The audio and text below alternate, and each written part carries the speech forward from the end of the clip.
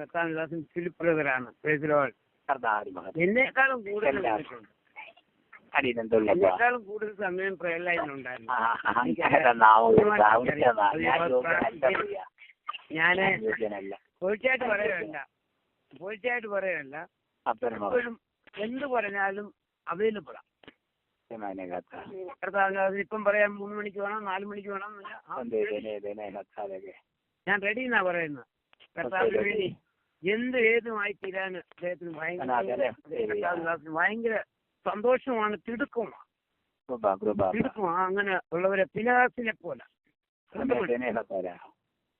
കർത്താവിന്റെ ദാസിനെ ഓർത്ത് പൊരുത്താൻ വേണ്ടി പറയല്ല, കർത്താവിന്റെ ദൈവമഹത്വത്തിന് വേണ്ടി പറയാം. ഇങ്ങനെ കർത്താവിന്റെ ദാസിനെ എനിക്ക് കാണാൻ കഴിഞ്ഞതിൽ എനിക്ക് വലിയ സന്തോഷമാണ്. ഞാൻ ഹോസ്റ്റിനിന്ന് ഇവിടെ വന്ന് ഞാൻ ഡാളസിന്റെ ഹൈവേ കൂടെ ഇങ്ങനെ പോയിക്കൊണ്ടിരുന്നപ്പോൾ പ്രസിഡന്റ് റോഡിൽ കൂടെ പോയിക്കൊണ്ടിരുന്നപ്പോൾ ആരോ ഒരാൾ സൈൻ ബോർഡ് പിടിച്ചിരിക്കുന്നുണ്ട്.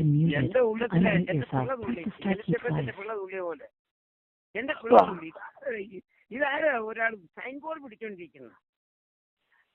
പിടിച്ചോണ്ടിരിക്കുന്ന ആരാന്ന് ഹൈവേയിൽ നിർത്താൻ ഒക്കത്തുമില്ല. എനിക്കറിയാം ഇന്ത്യക്കാരാരോ ഒരാളാണ്. അപ്പം ഞാൻ അത് കഴിഞ്ഞ ശേഷം വീട്ടിൽ പോയിട്ട് പിന്നെ 2 ദിവസം കഴിഞ്ഞ് പിന്നെ അവിടെ കൂടെ വന്ന് കാലിനെ കണ്ടില്ല. ഞാൻ പറഞ്ഞു, കർത്താവേ, എനിക്ക് ഈ കർത്താവിന്റെ ദാസിനെ ഒന്ന് കാണണം. കാരണം ഞാൻ കാലിഫോർണിയയിൽ പോകുമ്പോൾ അവിടെ ഒരു കർത്താവിന്റെ ദാസിനെ ഇങ്ങനെ സൈൻ ബോർഡ് പിടിക്കുന്ന ആളുണ്ട്. അദ്ദേഹത്തിലൂടെ പോയി വെളിയിലൊക്കെ നിന്ന് എനിക്ക് പിടിക്കുന്ന വലിയ ഇഷ്ടമാണ്, സന്തോഷമാണ്. കാണുന്നത് തന്നെ വലിയ സന്തോഷമാണ്. പ്രൈസിലോ അങ്ങനെ സൈൻ ബോർഡ് പിടിക്കുന്നതും കാണുന്നതും ഒക്കെ വലിയ സന്തോഷമാണ്. അപ്പം ഞാൻ അത് കഴിഞ്ഞ് ഒരാഴ്ചയോളം പല പ്രാവശ്യം ഒഴുകൂടെ പോയി പിന്നെ കണ്ടില്ല ആളിനെ. ഞാൻ വിചാരിച്ചു, കർത്താവ് എനിക്കൊന്ന് കണ്ടേ ഒക്കത്തുള്ളൂ. അത് കഴിഞ്ഞ ശേഷമായിട്ട് ഈ ചർച്ചക്കോടിൻ്റെ മീറ്റിംഗ് അലനിലുണ്ട്, സഭയുണ്ട്. അവിടുത്തെ ഒരു ഉപവാസ പ്രാർത്ഥനയ്ക്ക് എന്നെ വിളിച്ചു. ഞാൻ അവിടെ ചെന്ന ഉപവാസ പ്രാർത്ഥനയിൽ വന്നിരിക്കുക. അവിടെ ഇരുന്നപ്പം ഞാൻ കുറച്ചുപേരെ ഉള്ളായിരുന്നു. ഞാൻ ഉപവാസ പ്രാർത്ഥന ഇരുന്നപ്പോഴേ എന്നോട് ചോദിച്ചു, ദൈവാത്മാവ് ചോദിക്കുക, നിനക്കല്ലയോ സൈൻ ബോർഡ് പിടിച്ച ആളിനെ കാണുന്നത്, തന്നെ അങ്ങോട്ട് നോക്കാൻ പറഞ്ഞു. ആ ആളാണ്. തൊട്ട് അപ്പുറത്തിരുന്നു അല്ലേലിയായി ഗോത്രമൊക്കെ പറഞ്ഞിട്ടുണ്ട്. എന്ന് പറഞ്ഞ ആ ആളാണ് സൈൻ ബോർഡ് പിടിച്ചോണ്ടിരിക്കുന്നത്. കാണാന്ന് പറഞ്ഞ ആളല്ലയോ, അത് ആ ആളായിരിക്കുന്നത്. എനിക്കത് കണ്ടപ്പോൾ വലിയ സന്തോഷമായി. അവസാനം യോഗം കഴിഞ്ഞ് കഴിഞ്ഞപ്പോൾ അവിടെ പ്രസംഗിക്ക് വേണ്ടി ചെയ്തെന്ന് തോന്നുന്നു. അത് കഴിഞ്ഞപ്പോൾ അവിടെ വന്നപ്പോൾ ഞാൻ ചോദിച്ചു, ഇങ്ങനെ സൈൻ ബോർഡ് പിടിക്കും? അതേ എന്ന് പറഞ്ഞു. എനിക്കത് കാണാൻ അന്ന് മുതലേ എനിക്ക് കർത്താവിന്റെ ദാസിന് വലിയ സന്തോഷമാണ്. തന്നെയുമല്ല, ക്രിസ്കോയില് വലിയൊരു ഹിന്ദുക്കളുടെ വലിയൊരു ടെമ്പിളുണ്ട്. എച്ചെന്ന് പറഞ്ഞ ഒരു ദൈവത്തിന്റെ പേരില്ല. അതിന്റെ മുമ്പിൽ പോയൊരു നല്ല ബോർഡ് പിടിക്കാനും ധൈര്യത്തോടെ നിൽക്കാനും ഭീഷണതയോടെ നിൽക്കാനുള്ള കർത്താവിന്റെ ദാസിനെ കാണുമ്പോൾ എനിക്ക് ഭയങ്കര സന്തോഷമാണ്. ഇതിലൂടെ കർത്താവിന് വേണ്ടി ഏതുമായി തീരാന് താല്പര്യത്തോടും തിടുക്കത്തോട് നിൽക്കുന്ന കർത്താവിന്റെ ദാസൻ. അങ്ങനെയുള്ളവരെ ഓർത്തിയാണ് ദൈവത്തെ സ്തുതിക്കുന്നു. ദൈവമായ കർത്താവ് സഹായിക്കുമാറാകട്ടെ. കർത്താവിന്റെ ദാസിന്റെ പ്രധാനപ്പെട്ട പ്രൈസിലൂടെ കേരളത്തിൽ നിന്ന് തൊട്ട് സാക്ഷ്യം തുടങ്ങും. കേരളത്തിൽ നിന്ന് പോയി ഷിക്കാഗോയിൽ പോയി ഡാളസ് വരാൻ സമയമുണ്ടെങ്കിൽ ഒന്നേകാല മണിക്കൂറൊക്കെ എടുക്കാം. പ്രധാനപ്പെട്ട കാര്യങ്ങളെല്ലാം പറഞ്ഞ് കേൾക്കുന്നവര്, ഞാൻ പറയുന്നുണ്ടല്ലോ, സാക്ഷ്യം കേട്ട് കഴിഞ്ഞാൽ ഉടനെ തുണിയെല്ലാം ബാഗ് പാക്ക് ചെയ്ത് ഇന്ത്യക്ക് പോകണം. കർത്താവിന്റെ അതിനെ ഈ സാക്ഷ്യം കേൾപ്പിക്കണം. അല്ലാതെ ഈ പ്രയറിലെ ഡാളസ് പ്രയറിനെ പറ്റി അറിയാൻ ഒന്നുമല്ല. അതുകൊണ്ട് ഇപ്പൊ ഡാളസ് പ്രയറിനെ പറ്റി എല്ലാവരും അറിഞ്ഞാൽ എന്തോ കിട്ടുന്നു? ഒന്നും കിട്ടത്തില്ല. ഈ ദേശം എന്ന് പറഞ്ഞു കഴിഞ്ഞാൽ 10 പേര് ഇവിടുന്ന് ഒരുങ്ങി COVID-19 കഴിഞ്ഞിട്ടാണ് ഇന്ത്യ എന്നോ പാകിസ്ഥാനാന്നോ എവിടെ ഓടണം. കാരണം സിംസോനുണ്ടല്ലോ, ഇതിലൂടെ 300 കുറുക്കന്മാർ, അത് ഭയങ്കരമാണ്. 300 ഒരു കുറുക്കനെ പിടിക്കാൻ പറ്റില്ല. ഒറ്റ കുറുക്കനെ പിടിക്കാനൊക്കത്തില്ല. 300 കുറുക്കന്മാർ 300 കുറുക്കന്മാർ വന്ന് ലൈനിൽ നിന്ന് നിൽക്കുക. ഓ മൈ ലോർഡ്, 300 കുറുക്കന്മാർ വന്ന് ലൈനിൽ നിൽക്കുക. ഞങ്ങൾ 2 പേരുടെ വാടോട് ചേർന്ന് നിൽക്കുക. കെട്ടിക്കോളാൻ പറയുക. പന്തം വരെ അവിടെ ഇരിക്കുക. 300 കുറുക്കന്മാർ വന്ന് ലൈനിൽ നിൽക്കുക. പന്തം ഇത് പറഞ്ഞ് പൊക്കോളാൻ പറഞ്ഞു. അങ്ങോട്ടാ പറഞ്ഞത് ഫെലിസ്ത്യരുടെ വിളവിലോട്ട് പൊക്കോളാൻ പറഞ്ഞു. അതുപോലെ ആ കുറുക്കൻ ആ പറയുന്ന പോലെ അനുസരിക്കും. ആ മൃഗം അതുപോലെ അനുസരിച്ച് ഓടുക. ഫിലിസ്ത്യരുടെ പാളയത്തിൽ അവരുടെ വിളവിലെ ഈ ദൈവത്തെയാണ് നമ്മൾ സേവിക്കുന്നത്. ആ സിംഹത്തോട് പറഞ്ഞ് നോഗയുടെ പെട്രോളത്തിന്റെ ഉള്ളിലോട്ട് പോകാൻ പറഞ്ഞു. സിംഹം അത് അനുസരിക്കും. ജിറാഫിനോട് പറഞ്ഞ് പോവാണ്. ജിറാഫ് അവിടെ ചെന്ന് പറഞ്ഞില്ല, ഇച്ചിരി വാതിൽ ഇച്ചിരി വലുതാണെങ്കിലേ കയറാൻ ഒക്കത്തുള്ളൂ, എനിക്ക് വലിയ പ്രയാസമാണ് കയറാൻ.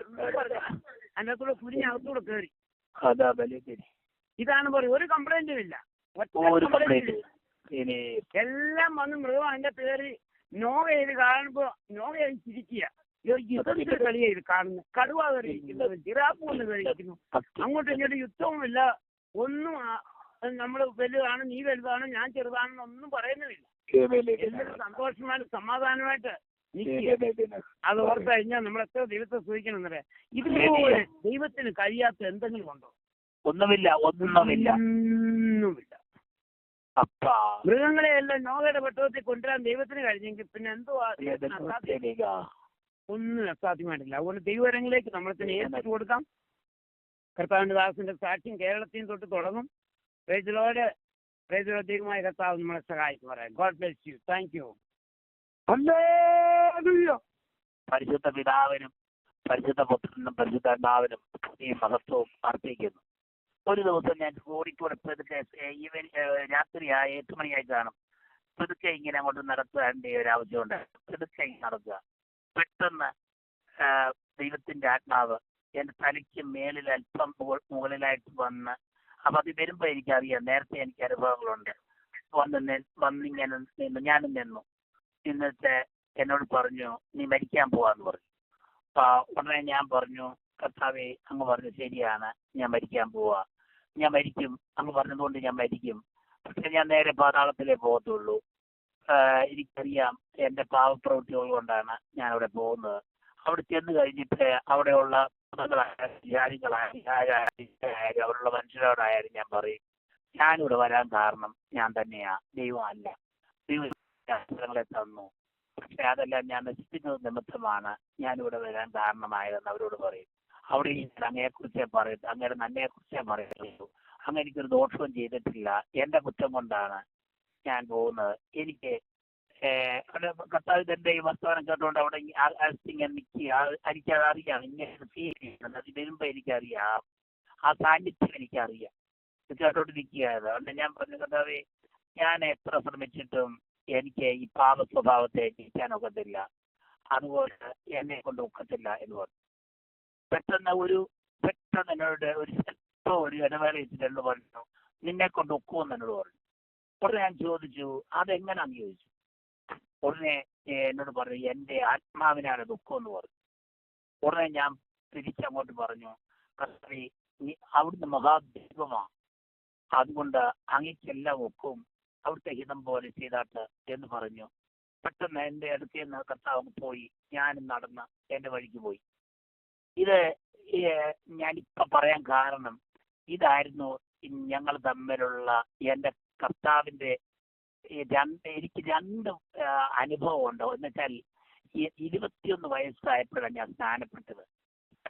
ശേഷം എനിക്ക് പിടിച്ചു നിൽക്കാൻ ഒത്തില്ല. കാര്യം 1-2 കാര്യങ്ങളൊക്കെ ഉണ്ടായി. 1-2 എന്റെ കൂട്ടുകാരുമായിട്ടൊക്കെ പ്രശ്നങ്ങളും ഒക്കെ ഉണ്ടായി. അങ്ങനെ വന്നപ്പോ എനിക്ക് അവരുടെ മുമ്പിൽ ഞാൻ ഈ ഒരു ദൈവമനുഷ്യനാകാൻ തുടങ്ങിയപ്പോൾ അവർക്ക് എന്തോ എന്റെ മേലാകുമെന്നൊരു തോന്നൽ വന്നെന്ന് എനിക്ക് തോന്നി. അതുകൊണ്ട് പിന്നെ ഞാനത് ജനീയമായിട്ട് തന്നെ കൈകാര്യം ചെയ്യാനായിട്ട് ഉള്ള തീരുമാനത്തിൽ അങ്ങ് പോയി. പിന്നെ പലവിധമായ കാര്യത്തിലേക്ക് അങ്ങ് മാറിപ്പോയി. പിന്നെ എനിക്ക് കർത്താവിന്റെ അടുത്ത് അകന്ന് പോകേണ്ടി വന്നു. 21 വയസ്സ് വരെ ഞാൻ ചർച്ചകളിലൊക്കെ പോലെ തന്നെയാ പോകുന്നത്. അങ്ങനെ പോവുകയൊക്കെ ചെയ്യുമായിരുന്നു. ആ സമയം രക്ഷിക്കപ്പെട്ടത് ഏകദേശം ഒരു 12 വയസ്സുള്ളപ്പോഴാണ്, അല്ലെങ്കിൽ 10 വയസ്സുള്ളപ്പോഴാണ്. അത് ആ 10 വയസ്സിന് കാരണം ഞങ്ങൾ മർത്തോമസഭയിലായിരുന്നു നേരത്തെ പോയിക്കൊണ്ടിരുന്നത്. എന്റെ അപ്പനും എന്റെ അമ്മയും എനിക്ക് അനുഗ്രഹിക്കപ്പെട്ട ഒരു പിതാവും ഒരു മാതാവുമാണ്. മാതാവ് പിതാവ് മരിച്ചുപോയി. അദ്ദേഹം പോലീസ് ഉദ്യോഗസ്ഥനായിരുന്നു. അദ്ദേഹം നമ്മുടെ 1965 സ്നാനപ്പെടുന്നത്. അപ്പൊ എനിക്ക് 12 വയസ്സ് കഴിഞ്ഞായിരുന്നു. പക്ഷെ അതിന് മുമ്പ് ഇവരെ വെട്ടിച്ച് ഞാൻ പെന്തക്കോസ് സ്കൂളിലൊക്കെ സൺഡേ സ്കൂളിൽ പോകുമായിരുന്നു. ഇവരെ എന്നെ അവിടെ മർത്തോമ സ്കൂളിൽ സൺഡേ സ്കൂളിൽ വിടും. ഞാനും എൻ്റെ ചേട്ടനും കൂടെ ഞാൻ പറയും നീ ഇങ്ങനെ എൻ്റെ പുറകെ വന്നോണം എന്ന് പറയും. എൻ്റെ ചേട്ടന് ഞങ്ങൾ അങ്ങോട്ട് ദീപം കാണിച്ച് വണ്ടി ഓടിച്ചു പോലെ ഇങ്ങനെ അടിച്ചു പോകുന്ന പോലെ ഒരു കയ്യാരയ്ക്ക് വരുമ്പോൾ നേരെ വലത്തോട്ട് തിരിഞ്ഞ് തെക്കോട്ട് പോകും. കിഴക്കോട്ടാണ് പോയതെങ്കിൽ തെക്കോട്ട് വീണ്ടും പോകും. പോയിട്ട് അവിടെ ഒരു പെന്തക്കോസിന്റെ ഒരു സടക്കമുണ്ട്, അതിനകത്ത് പോയിരിക്കും. അങ്ങനെ അവിടെ നിന്ന് വചനങ്ങൾ കേട്ട് ആ പാട്ടുകൾ തമ്പാറടി കേട്ട ആകർഷിക്കപ്പെട്ടെന്ന് എനിക്ക് തോന്നുന്നു. അത് കേട്ട് അതിനകത്ത് സന്തോഷിച്ച് അതിനകത്തൊക്കെ അങ്ങനെ രക്ഷിക്കപ്പെട്ടത്. അവിടുത്തെ ആ ഒരു ടീച്ചർ പറഞ്ഞനുസരിച്ച് കർത്താവിനെ രക്ഷിതാവായിട്ട് സ്വീകരിച്ചു. വളരെ സന്തോഷമായിരുന്നു. അങ്ങനെ ആ ജീവിതമായിരുന്നു. വലിയ കുഴപ്പമൊന്നുമില്ല, അതിങ്ങനെ പോകുമായിരുന്നു. അങ്ങനെ കഴിഞ്ഞ 21 വയസ്സായപ്പോൾ ഈ സ്റ്റാൻഫോർഡിനെ കുറിച്ച് നല്ല വ്യക്തമായിട്ട് അറിയാമായിരുന്നു. കാര്യം കൊച്ചിലെ തൊട്ടേ വേദോത്സവം വായിക്കുമായിരുന്നു. 12 ക്ലാസ്സിലാണ് വായിക്കുന്നത്. അത് ഒത്തിരി രാത്രി വരെയും നമുക്ക് വായിക്കുമ്പോൾ ഈ വേദോത്സവത്തിൽ വായിക്കുന്ന വലിയ ഇഷ്ടമാണ്. അതുകൊണ്ട് അത് സന്തോഷമായതുകൊണ്ട് എങ്ങനെയോ അത് കർത്താവ് ആത്മാവ് എനിക്ക് അങ്ങനെ ഒരു കൃപ തന്നു. അത് ഈ വചനത്തിലൊക്കെ ചിലപ്പോൾ അറിവൊക്കെ ഉണ്ടോ സ്നാനം സത്യമാണെന്നും സ്നാനപ്പെടാം എന്നുള്ള രീതി ഇങ്ങനെ അങ്ങോട്ട് നീക്കി 21 വയസ്സായിപ്പോയി.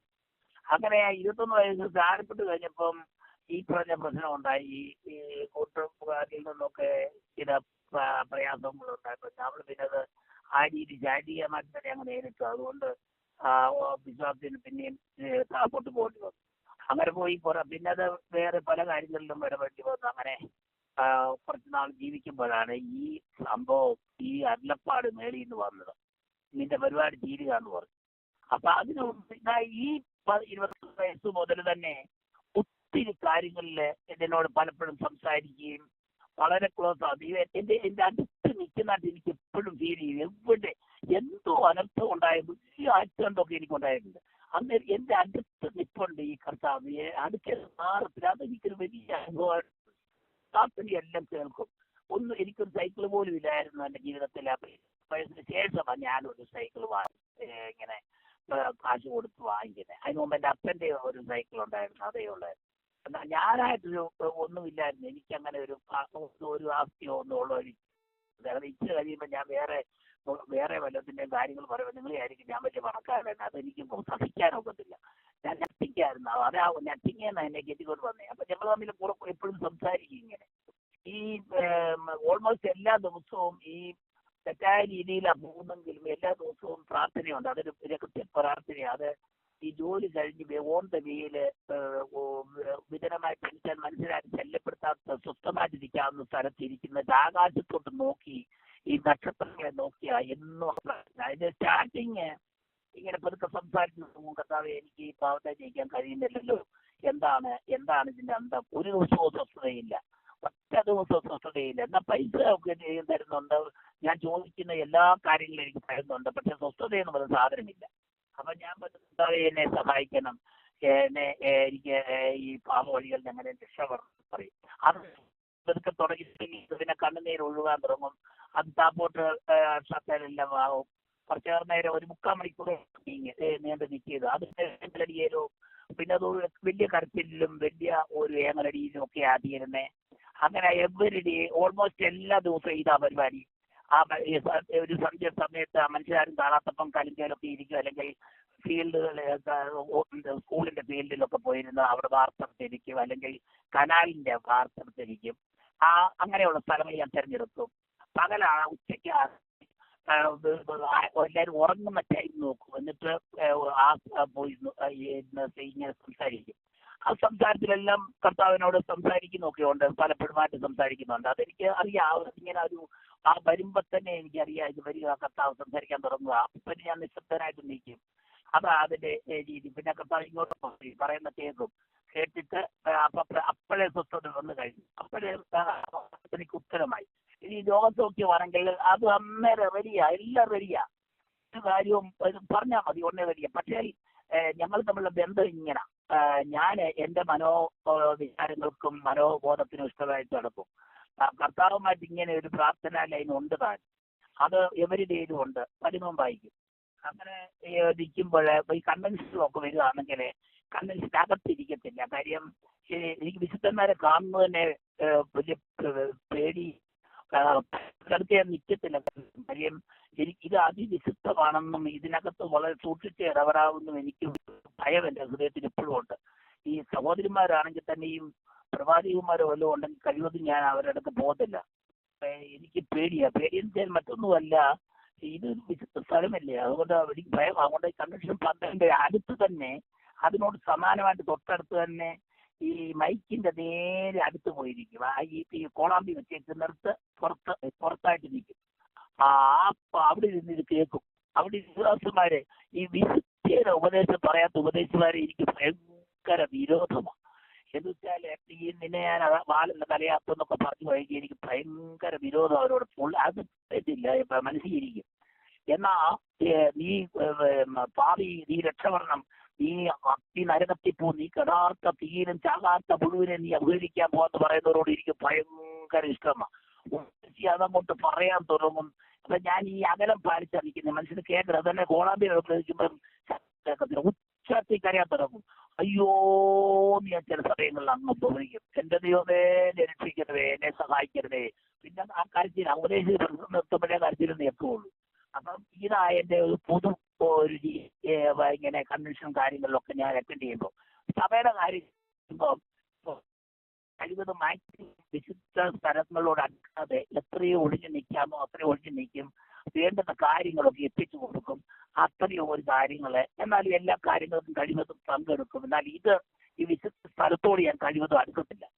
എനിക്ക് ഭയങ്കര അപ്പൊ അതിന് ഉദാഹരണം വരെ പറയാം. ഒരിക്കലും ഒരു വലിയ ഒരു ദേവദാസൻ, അദ്ദേഹം വലിയ ഒരാളാണ്, ഞാൻ പേരൊന്നും പറയത്തില്ല, എന്നോട് ചോദിച്ചു എന്റെ കൂടെ നിൽക്കുകയെന്ന് ചോദിച്ചു.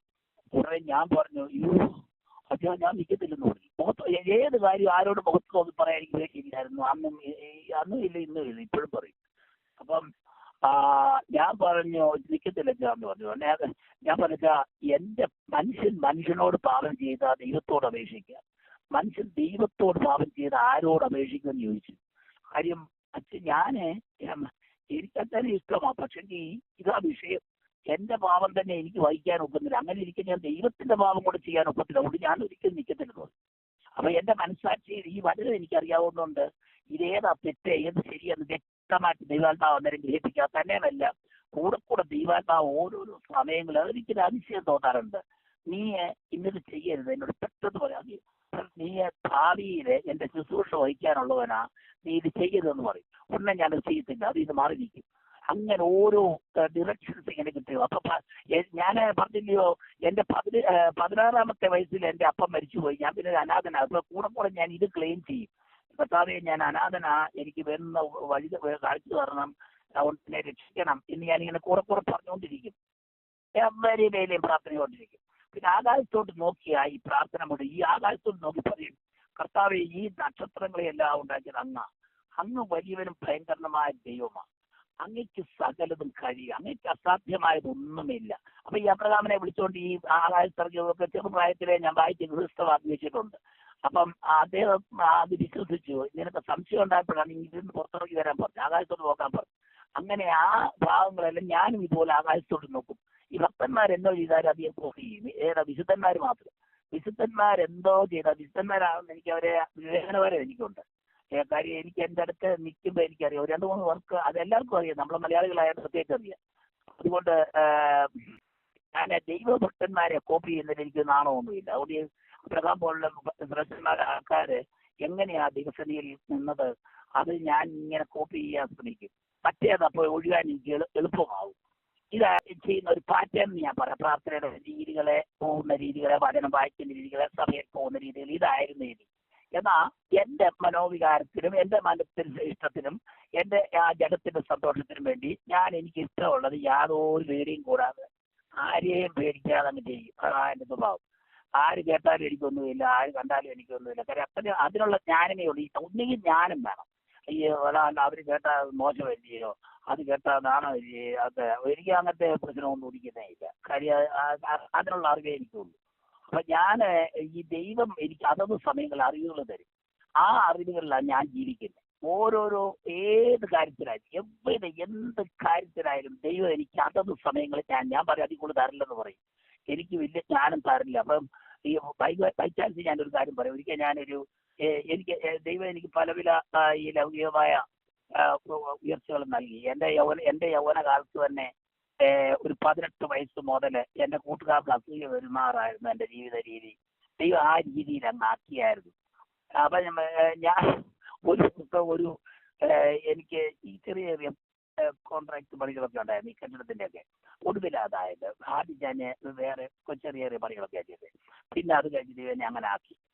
അങ്ങനെ ആക്കിയപ്പം ഒരു വീട്ടിൽ ചിലപ്പോൾ ആരോട് പറഞ്ഞു, നമ്മുടെ അപ്പച്ചനുണ്ടല്ലോ പ്രവാചകന്മാർ പറഞ്ഞിട്ടുണ്ട്, നിന്നെ ഞാൻ ശലോമോനെ പോലെ ആക്കും. എന്റെ ദൈവമേ അത് കേൾക്കുകയും ഞാൻ അങ്ങ് ഞെട്ടിപ്പോയി. എന്റെ കർത്താവ് എന്നെ ശലോമോനെ പോലെ ആക്കരുതേ, എന്റെ ദൈവമേ ദാവീദിനെ പോലെ ആക്കിയിരുന്നെങ്കിൽ നല്ലതായിരുന്നു, ശലോമോനെ പോലെ ആക്കരുതേ കർത്താവേ എന്ന് പറയും. എനിക്ക് ദാവീദ് രാജാവിന്റെ പോലെ ആക്കണമെന്നുള്ള രീതിയല്ല, പിന്നെ അവർ അപ്പനും മോനും കൂടെ ബന്ധം കൊണ്ടും ആ സമകാലീനത ആയതുകൊണ്ടും ഞാനങ്ങ് പറഞ്ഞതേ ഉള്ളൂ. എനിക്ക് ഇഷ്ടം എന്റെ എനിക്ക് ഏറ്റവും ഇഷ്ടം പൗലോസിനെ പോലെ ഒരു ധീരനായി ഒരു ഒരു സുവിശേഷകനാകുക എന്നുള്ളതാണ് എന്റെ ലക്ഷ്യം. അതാ ഞാൻ ഉദ്ദേശിക്കുന്നത്. അദ്ദേഹം ജീവിതത്തില് നല്ല പോർപ്പൊരുതു ഫിലിപ്പിയരുടെ 3-ാം അധ്യായത്തിൽ ആദ്യം അദ്ദേഹം പറയുന്നുണ്ട്, ഞാൻ ലഭിച്ചു കഴിഞ്ഞെന്നോ തികഞ്ഞവനായെന്നോ അല്ല, എനിക്കും അത് പിടിക്കാമെന്ന് ഞാൻ ഓർമ്മയുള്ളെന്ന് പറഞ്ഞ ശേഷം തിമോഥെയോസിനോട് വ്യക്തമായിട്ട് പറഞ്ഞു, ഞാൻ നല്ല പോർപ്പൊരുതു, ഓട്ടം തികച്ചു, വിശ്വാസം കാത്തു. അത് ഭയങ്കര ഒരു ഉറപ്പായപ്പോ എനിക്ക് അദ്ദേഹത്തിന് നോക്കും, എനിക്ക് നോക്കും, അദ്ദേഹം മനുഷ്യനാണ്, അതുകൊണ്ട് എനിക്ക് നോക്കും. കാര്യം ദൈവത്തിന് മോഹപക്ഷമില്ല, നല്ല അടുത്തിലോട്ട് ചെല്ലുന്നവർക്ക് ദാഹം കൊടുക്കും. അപ്പൊ ഇങ്ങനെ ഞാൻ ഈ മരണത്തിന്റെ കാര്യം എന്നോട് പറഞ്ഞു, ഞങ്ങൾ തമ്മിൽ സംസാരിച്ച് അങ്ങോട്ടും ഇങ്ങോട്ടും പിരിഞ്ഞു. പിന്നെ എവരിഡേയിലും സെയിം ഡേയില് സന്ധ്യയാകും, ഒരു ഇരുട്ടാകുമ്പോഴാണ്. അതാ മനുഷ്യർ കാണാതിരിക്കാനാണ് ഇവിടെ ഇത് ചെയ്യുന്നത്. വലിയ കാര്യം പ്രാർത്ഥിക്കും, ഇത് എവരിഡേ റൂട്ടീനാണ്. സമാധാനമില്ല, ഒരു ദിവസം പോലും സ്വസ്ഥതയില്ല. പ്രാർത്ഥിക്കും, പ്രാർത്ഥിച്ചിട്ട് കിടക്കും, പിറ്റേ ദിവസവും എനിക്ക് ഇഷ്ടമുള്ള പോലെ ഞാൻ ജീവിക്കും. ഇതാ പരിപാടി. അപ്പം അത് ഏത് രീതിയിലും അടിയെങ്കിൽ അടി, എന്തോ ആയാലും എവിടെ ആയാലും ഇവിടെ പേടിയില്ല, അങ്ങ് പോകും. അങ്ങനെ പക്ഷേ അവിടെ എല്ലാം ഇറങ്ങി ദൈവം വരുന്നതായിട്ട് ഇങ്ങനെ കണ്ടു. അവിടെ എല്ലാം ദൈവത്തിന്റെ എന്നെ ലഭിക്കാനായിട്ട് സ്പെഷ്യലായിട്ട് ഇറങ്ങി വരുന്നതായിട്ട് ഞാൻ പലപ്പോഴും കണ്ടു. ഞാൻ വേണമെങ്കിൽ ചെറിയൊരു ഉദാഹരണം ഞാൻ പറയാം. ഒരിക്കലും ഈ ക്യാപ്റ്റൻ എ.എൽ. സാമുവേൽ പ്രസംഗങ്ങളൊക്കെ നടത്തുന്ന സമയങ്ങളാണ്, കേരളത്തിൽ സമയങ്ങൾ നടത്തുക. അപ്പൊ അവരോട് ഞങ്ങൾ തമ്മിൽ ഇങ്ങനെ കാര്യങ്ങളൊക്കെ ഉണ്ടായി. എനിവേ, അപ്പൊ എന്നോട് പറഞ്ഞാൽ ബ്രദറെ ഒരു കാര്യം ചെയ്യാം, ബ്രദറിന്റെ ആ സ്ഥലത്ത് നമുക്ക് കൺവെൻഷൻ നടത്താൻ പറഞ്ഞു. ഞാൻ പറഞ്ഞു വലിയ സന്തോഷം, എനിക്ക് കേട്ടത് അത് കേൾക്കാത്ത പറഞ്ഞു. അപ്പൊ എന്റെ പ്രദേശത്തൊക്കെ പൈസ അയച്ചു തന്നു. അങ്ങനെ ഞങ്ങൾ എനിക്ക് ടൗണിൽ അതൊക്കെ ദൈവം തന്ന കേട്ടോ. അതാ ഞാൻ പറഞ്ഞത്, ഇടയ്ക്ക് ഞാൻ കയറി ഇത് ടൗണിൽ സ്ഥലം ഉണ്ടെന്ന് പറയുമ്പോൾ നിങ്ങളെ ആയിരിക്കും ഞാൻ വലിയ തരാട്ടിനായിരുന്നു. അങ്ങനല്ല, വട്ടപൂജ്യമായിരുന്നു. വട്ടപൂജ്യത്തിൽ ദൈവം കയറ്റി വന്നാ എനിക്ക് എന്നെ പോയിട്ടൊന്ന് സമ്മതിക്കുന്നത്. ഒരു കാര്യം എനിക്ക് യോഗ്യത ഉണ്ടായിരുന്നു, അഗ്നി നരകത്തിൽ പോയേനെ, അവിടെ കിടന്നേനെ. അത് ഞാൻ നിങ്ങളോട് പറയാം. ദൈവം എനിക്ക് പിന്നെ കാണിച്ചു തന്ന വരുന്നത് വഴി നിങ്ങളോട് പറയാം. ഒരു ഞാൻ ഈ കൺവെൻഷന്റെ വിളിച്ച് കൺവെൻഷൻ നടത്തി. കൺവെൻഷൻ നടത്തിയപ്പം കൺവെൻഷനിൽ ലാസ്റ്റ് ദിവസത്തിൽ 2 ദിവസം മുമ്പ് ദൈവാത്മാവ് എന്നെ കാണിച്ചു, നിനക്ക് അടി കിട്ടും, RSSകാരൻ ഞാൻ അടിക്കുമെന്ന് എന്നോട് പറഞ്ഞു. എന്റെ തലയെ അടിച്ച് പൊട്ടിച്ച് ചോര ഒഴുകുന്ന രംഗമാണ് ഞാൻ ഈ കാണുന്നത്. അപ്പൊ ഞാൻ എന്റെ വൈഫിനോട് പറഞ്ഞു, ഇതുപോലെ സംഭവിക്കും, സംഗതി വളരെ ഗൗരവമാണ് എന്ന് പറഞ്ഞു. ഏറ്റവും ഒടുവിലത്തെ ദിവസത്തിന്റെ ആ തലേ ദിവസം RSSകാർ അവിടെ വന്നു, പ്രശ്നം ഉണ്ടാക്കി ഉടനെ അതൊരു വാണിജ്യ പോലൊക്കെയോ എങ്ങനെ സമാധാനത്തിന് അങ്ങ് പോയി. അപ്പൊ പിറ്റേ ദിവസം ഇദ്ദേഹം പറഞ്ഞു, എന്നെ കൊന്നാലും നിങ്ങൾ ആരും എഴുന്നേക്കരുതെന്ന് എന്നോട് പറഞ്ഞു.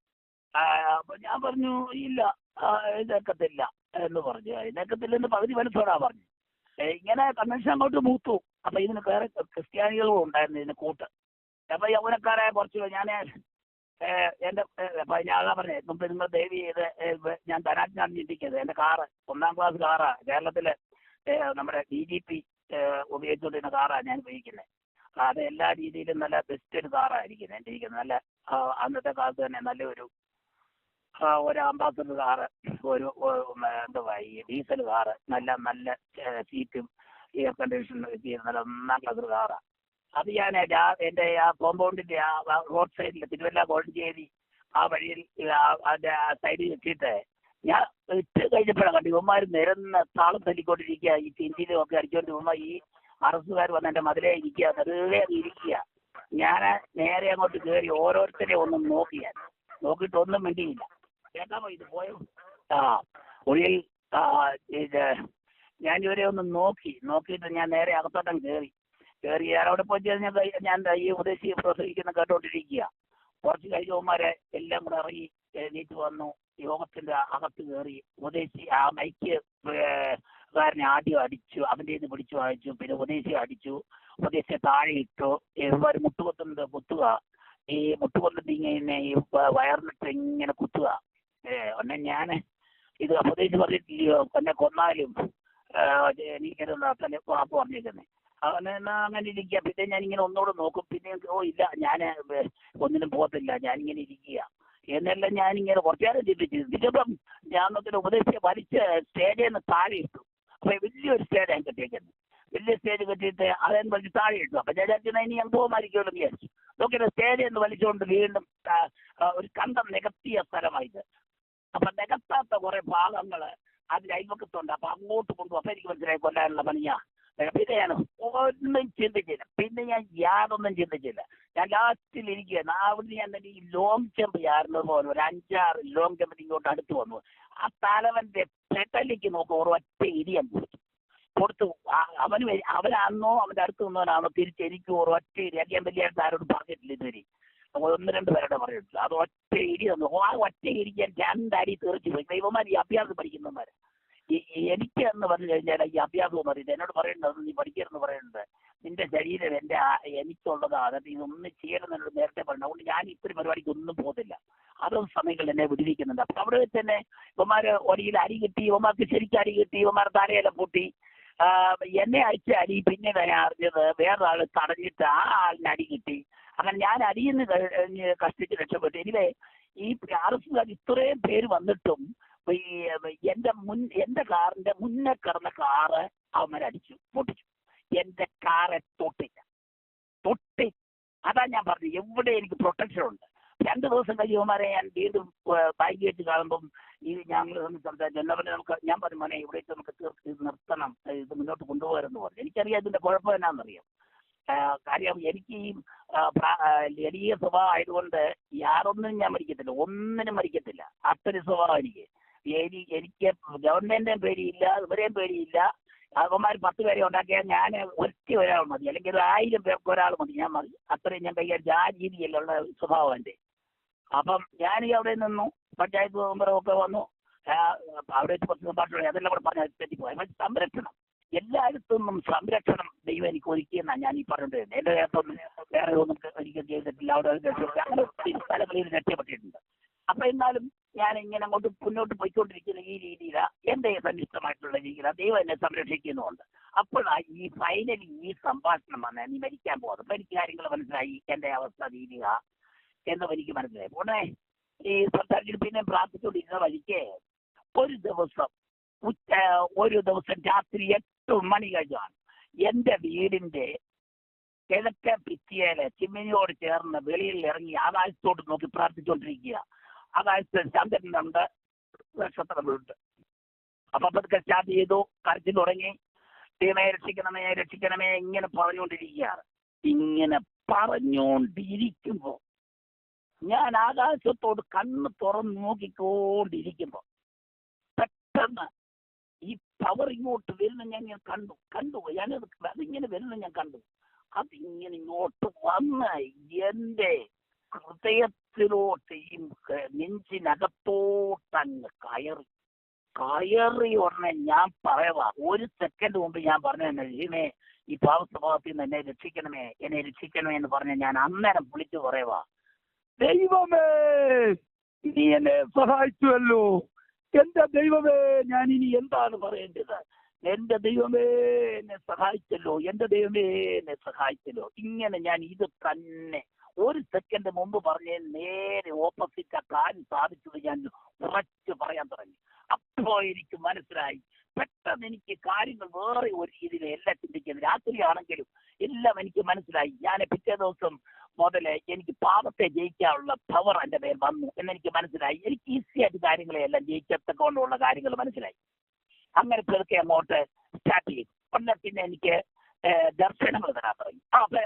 ഞാൻ ആ ആഴ്ചയിലാന്ന് തോന്നുന്നു, ആ ആഴ്ചയിലോ അതിന് അടുത്ത ദിവസങ്ങളുള്ള ഒരാഴ്ചയിലോ സഭായോഗത്തിന് ഇരിക്കുക. പാസ്റ്റർ ഒരു സഹോദരൻ അവിടെ പ്രസംഗിക്കുന്നുണ്ട് ലെഫ്റ്റ് സൈഡിലായിട്ട്. ഞാൻ ഏറ്റവും നടുക്കിട്ട് ഈ സ്റ്റേജിന്റെ അവിടോട്ട് നോക്കിയിരിക്കുകയാണ്. ഈ ഹോളിന്റെ നടുക്കിരിക്കുക. പെട്ടെന്ന് ദൈവാത്മാവിനോട് പറഞ്ഞു, ആ സഭാഹോളി വെച്ച് തന്നെ എന്നോട് പറഞ്ഞു, നീ എനിക്ക് 2 കാര്യം നീ എനിക്ക് വേണ്ടി ചെയ്യണമെന്ന് പറഞ്ഞു. ഒന്ന് നീ ഉറക്കെ ഹല്ലേലൂയ പറയണം പറഞ്ഞു. എന്നിട്ട് പിന്നെ രണ്ടാമത് നീ എൻ്റെ മുമ്പ് നിഷ്കളങ്കനായി നടക്കണമെന്ന് പറഞ്ഞു. 2 കാര്യം പറഞ്ഞു. ഉടനെ ഞാൻ വിചാരിച്ചു ആ കാര്യം അങ്ങനെ തന്നെ ചെയ്യും. ആ നിഷ്കളങ്കനായിട്ട് നടക്കും. പിന്നെ ഉറക്കെ ഹല്ലേലൂയ. അന്നേരം ആ പറഞ്ഞങ്ങോട്ട് ഈ അന്നേരം തുടങ്ങി വെടി പൊട്ടിക്കാവുന്ന ഹല്ലേലൂയ. പിന്നെ ഇന്ന് വരെ അത് നിർത്തിയിട്ടില്ല. ഇന്ന് വരെ ആര് വന്നാലും നിർത്തത്തില്ല. കാര്യം അത് ഈ സ്വർഗത്തിന് കൽപ്പന കിട്ടി തന്നതായതുകൊണ്ട് അറിയാം ഇതെങ്ങനെ വന്നെന്നറിയാം. അവിടെ നിർത്താനൊക്കത്തില്ല. പിന്നെ എന്നാൽ അവൾ നിഷ്കളങ്കനായിട്ട് ജീവിക്കാൻ തക്കവണ്ണം ശ്രമിക്കുന്നുണ്ട്. പോരാ, ഇങ്ങനെയല്ല അപ്പോസ്തലന്മാർ ജീവിച്ചതുപോലെ എനിക്ക് ജീവിക്കണം. അപ്പോസ്തലന്മാർ അത്ഭുതം ചെയ്തുകൊണ്ടിരിക്കണമെന്നല്ല ഞാൻ പറഞ്ഞേ. അത്ഭുതം അവരെ വിശുദ്ധ ജീവൻ നയിച്ചതുപോലെ എനിക്ക് ജീവിക്കാൻ. കാര്യം അവര് കയറിയത് ഉറപ്പായി എനിക്ക്. അവര് അവിടെ ഒരാളൊഴികെ ബാക്കി എല്ലാവരും സീറ്റ് കരസ്ഥമാക്കി കഴിഞ്ഞു. ഇനി ജസ്റ്റ് അതിന് ഇനാഗുറേഷനേ ഉള്ളൂ. അപ്പം എനിക്കത് മനസ്സിലാവും. അതുകൊണ്ട് എനിക്ക് അവർ ജീവിച്ചതുപോലെ. അതുകൊണ്ട് പത്രോസ് അപ്പോസ്തലൻ പറയുക നിങ്ങൾ സ്ഥിരതയുള്ളവരായിരിക്കണമെന്ന് പറഞ്ഞാൽ ഉടനെ ഞാൻ അത് പിന്നെ ഒന്നും ചിന്തിക്കുന്നില്ല. സ്ഥിരതയുള്ളവനായേ പറ്റും. അപ്പൊ അതേ അതിനെ സഹായിക്കണം. പിന്നെ അതിന് വേണ്ടി സ്ഥിരതയ്ക്ക് വേണ്ടി പ്രാർത്ഥിക്കുന്നത്. അല്ല കുറച്ച് രൂപ വേണമെങ്കിൽ തന്നാൽ മതി. അത് ഒരു പേനി ഈ ആദ്യത്തിൽ കൂടെ ബൗദ്ധ്യത്തിൽ കൂടെ ഒരൊറ്റ പേനി എനിക്ക് വേണ്ട. ഒരു പേനി ദൈവം പറയാത്ത ഒരു സാധനവും എനിക്ക് വേണ്ട. എനിക്ക് ആ നരകത്തിക്കകത്തൂടെ രക്ഷപ്പെടുത്തിയത് മതി. അതപ്പോ നരകത്തിക്കകത്തൂടെ രക്ഷപ്പെടുന്നത് ഏറ്റവും ഭയങ്കരമാണ്. അപ്പൊ എന്നോട് ചോദിച്ചു നിങ്ങൾക്ക് കാണണോ എന്താണ് നിന്റെ ജീവിതത്തിൽ നടന്ന സംഭവം എന്നാണ് കാണണമെന്ന് ചോദിച്ചു. അപ്പൊ ഞാൻ രാത്രി എന്നെ ദർശനത്തിൽ ഒരിടത്ത് കൊണ്ടുപോയി. ഒരു ഉയർന്ന സ്ഥലത്ത് എന്നെ നിർത്തിയേക്കുക. ഞാൻ തപ്പോട്ട് നോക്കി 3 ഭൂതങ്ങൾ ആ താഴെ അവിടെ നിൽക്കുന്നു. ഈ 3 ഭൂതങ്ങളുടെ അടുക്കലോട്ട് ആകാശത്തു നിന്ന് അങ്ങ് എതിർ സൈഡിൽ നിന്ന് തന്നെ 2 ഭൂതങ്ങൾ ഇറങ്ങി വരുന്നു. അങ്ങനെ ഈ 3 ഭൂതങ്ങൾ അടുക്കലോട്ട് ചെന്നു. അവൻ എങ്ങനെ എന്ന് ചോദിക്കുക. അപ്പൊ ദൈവാത്മാവ് എന്നോട് പറഞ്ഞു കണ്ടോണെന്ന് പറഞ്ഞു. അപ്പൊ ഞാൻ നോക്കിക്കൊണ്ട് ഇവർ പറയുന്നു അവൻ എങ്ങനെ രക്ഷപ്പെട്ടു നീ പറ. അവൻ എങ്ങനെ രക്ഷപ്പെട്ടു? നീ അതിന് കാരണം. നിന്നെയായി ഏൽപ്പിച്ചത്. നിനക്കുള്ള ശിക്ഷ മരണശിക്ഷ. അപ്പോൾ ഞാൻ കണ്ടു ഈ താഴെ ഈ 2 പേര് ശിക്ഷിക്കാൻ വന്നവർ ഉന്നത ഉദ്യോഗസ്ഥന്മാരാ. അവരിവനെ ദണ്ഡിപ്പിച്ചപ്പം ഒരു ദയനീയ ശബ്ദത്തിൽ ഇത് അലയ്ക്കുന്ന കേൾക്കാം. അപ്പോൾ ദൈവാത്മാവ് എന്നെ അവിടെ എടുത്തോണ്ട് പിന്നെ അങ്ങ് പോയി. അവനെ ആ 2 പേര് പറയുവാ എവിടെ അവൻ നമുക്ക് എന്നും പണ്ട് എന്നെ പിന്തുടരുക. ഇതാ ആരങ്ങ്. അപ്പൊ എനിക്ക് മനസ്സിലായി എന്നെ പാതാളത്തിൽ കൊണ്ടുപോകുന്നത് വരെ ഏൽപ്പിച്ച 3 ഭൂതങ്ങളായിരുന്നു അവരെ. പക്ഷേ ദൈവാത്മാവ് എന്നെ എന്റെ കയ്യിൽ പിടിച്ചെടുത്തു. അതുകൊണ്ട് ഈ ഭൂതങ്ങൾ എന്നെ അവിടെ കൊണ്ടുപോയേനെ ഞാൻ രക്ഷപ്പെട്ടിരിക്കുകയാണ് എന്നെനിക്ക് വ്യക്തമാക്കി തന്നു. അത് കഴിഞ്ഞിട്ട് എന്നോട് പറഞ്ഞു എന്നെ ശുശ്രൂഷ ഏൽപ്പിക്കാൻ തുടങ്ങി. ദർശനത്തിൽ എന്നെ കാണിച്ചു. ഞാൻ അപ്പൊ ദർശനത്തിൽ കാണിക്കുക ഒരു 30 അടി നീളമുള്ള ഉയരമുള്ള ഒരു വലിയ മതില്. ആ മതിലിന്റെ സൈഡിൽ ഞാൻ നിൽക്കുക. പുറത്തെ റോഡിൽ നിൽക്കുക. ഉടനെ ദൈവരോട് ചോദിച്ചു നീ മതിൽ കണ്ടോന്ന് ചോദിച്ചു. ഞാൻ പറഞ്ഞു കണ്ടു. ഈ മതിലിനകം ഈ വിശുദ്ധന്മാരുടെ ഏരിയ. ഈ മതിലും മതിലിന്റെ അകവും വിശുദ്ധന്മാരുടെ ഏരിയ. ഈ റോഡ് കണ്ടോന്ന് ചോദിച്ചു. ഞാൻ പറഞ്ഞു കണ്ടു. ഈ റോഡ് ലോകമായി. ഇത് ലോകമായി ഈ സ്ഥലം. ഞാൻ ഈ 2 സ്ഥലത്തിനും നിന്നെ കാവൽക്കാരൻ ആക്കിയിരിക്കുന്നു എന്നോട് പറഞ്ഞു. അപ്പൊ ഞാൻ പിന്നെ വിചാരിച്ചടാ അപ്പോസ്തലനെ പ്രവാചകനെ ഇടയനെ ഇങ്ങനെയുള്ള ശുശ്രൂഷാക്രമങ്ങളാ പറഞ്ഞേക്കുന്നത്. അപ്പം ചെന്നപ്പം ഇരമ്യാപ്രവചനത്തിൽ ഇതുണ്ട്, ഹെബ്രായപ്രവചനത്തിൽ ഇതുണ്ട്. അപ്പൊ എനിക്ക് മനസ്സിലായി സത്യമാ കാര്യം എന്ന് മനസ്സിലായി. 2ാമത്തെ പ്രാവശ്യം പെട്ടെന്ന് വേറൊരു ദർശനം കാണിക്കുക. സെയിം ദർശനം. ഒരു വലിയ പ്ലാറ്റ്ഫോം. അത് വെള്ള തുണി കൊണ്ട് ഇങ്ങനെ അലങ്കരിക്കുക. ഞാനും അതേ പണിയുന്നുണ്ട്. അതിന്റെ കോണിൽ ഏറ്റവും പടിഞ്ഞാറേ വടക്കേ കോണില് ഞാനൊരു സൂചി ഇങ്ങനെ ലാസ്റ്റ് തുണിയേറ്റ് ഇങ്ങനെ കുത്തിക്കൊണ്ട് നിൽക്കുക. സ്റ്റേജെല്ലാം നല്ലവരായി. പെട്ടെന്ന് കുറച്ചേറെ ദൈവദാസന്മാര് ഇങ്ങോട്ട് ഓടി വന്നിട്ട് എന്റെ തലയിലോട്ട് കൈവച്ചു. ഈ എന്നെ വേറിരിക്കുന്ന ആ സ്നേഹമാണ്.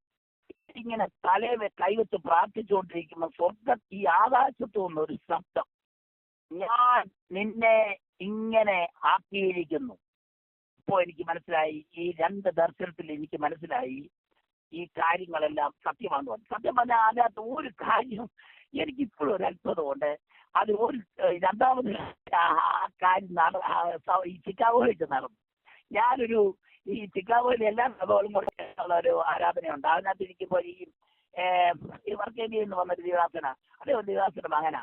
അദ്ദേഹം അവിടെ പ്രസംഗിച്ചുകൊണ്ടിരിക്കുക. സ്റ്റേജ് പ്രസംഗിച്ചുകൊണ്ടിരിക്കുക.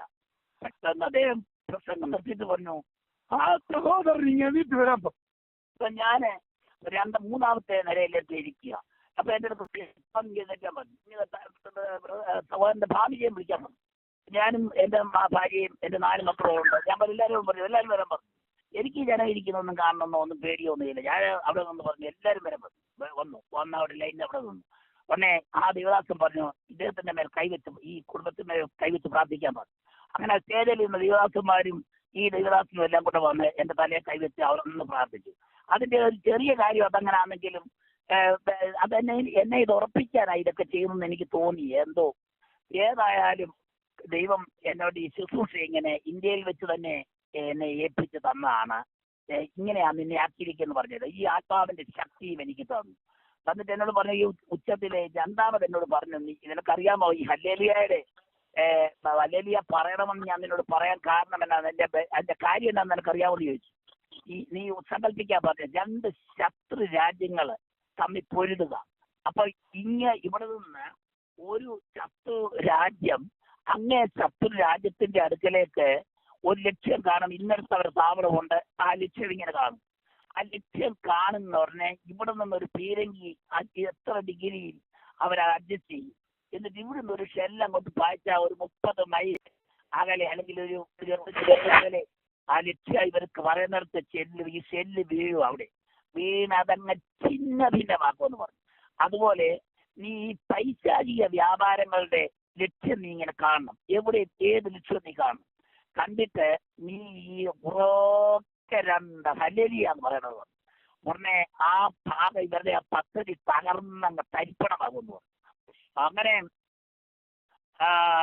പിന്നെ നിനക്കറിയാമോ ഈ ഹല്ലേലൂയ എന്ന് പറയുന്ന കാര്യം ഈ മാർക്കറ്റിൽ ആരും വ്യാപാരത്തിന് 2 ഹല്ലേലൂയ അല്ലെങ്കിൽ ഇങ്ങനെ അതിനുപയോഗിക്കുന്ന വാക്കല്ല.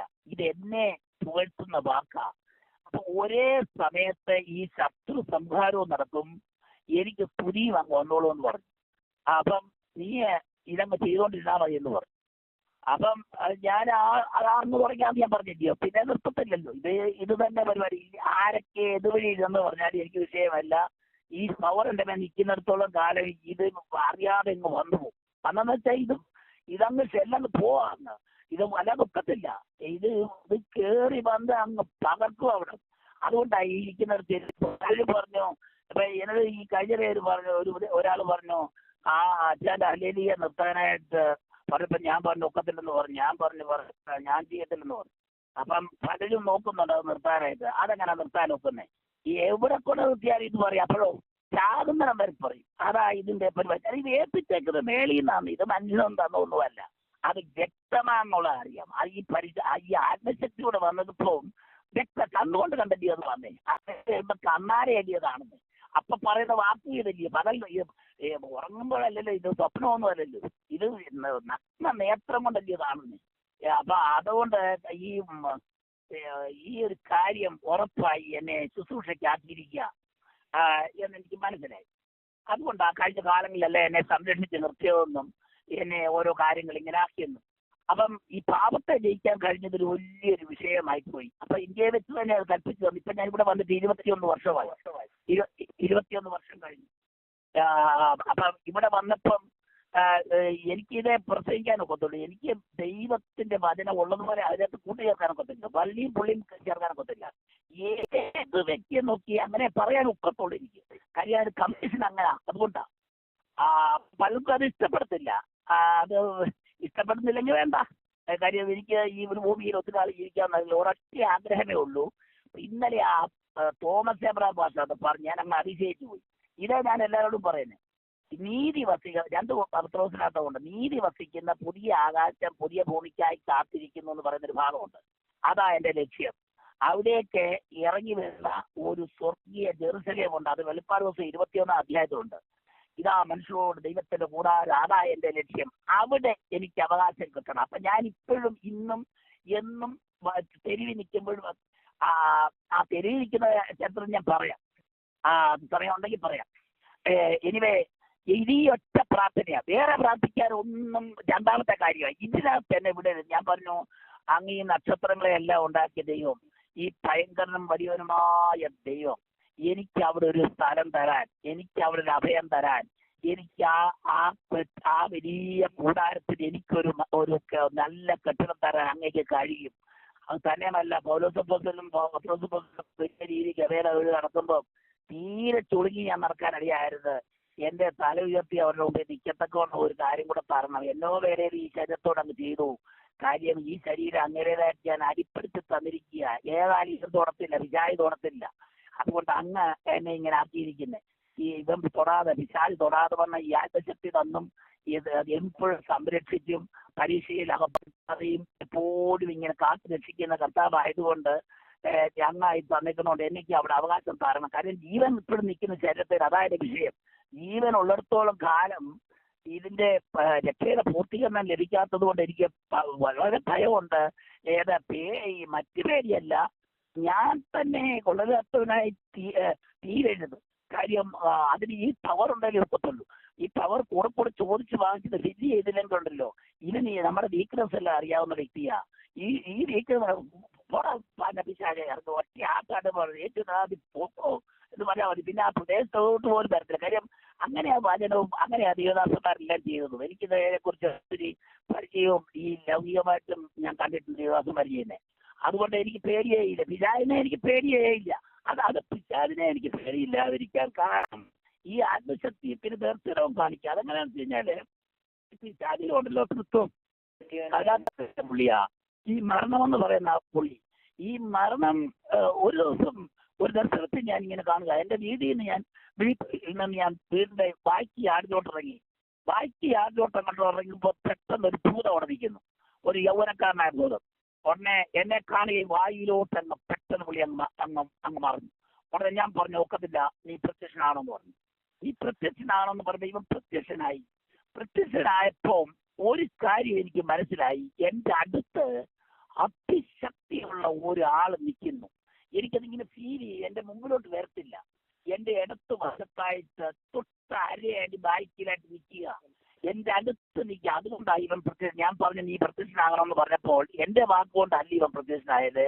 എന്റെ അടുത്ത് നിൽക്കുന്ന ആളിന് ഇവന് ഭയമുള്ളതുകൊണ്ടാണ് ഇവൻ പ്രത്യക്ഷനായത്. ഞാൻ ചോദിച്ചു, നിങ്ങൾ ഇവിടെ എന്താ എന്ന് ചോദിച്ചു.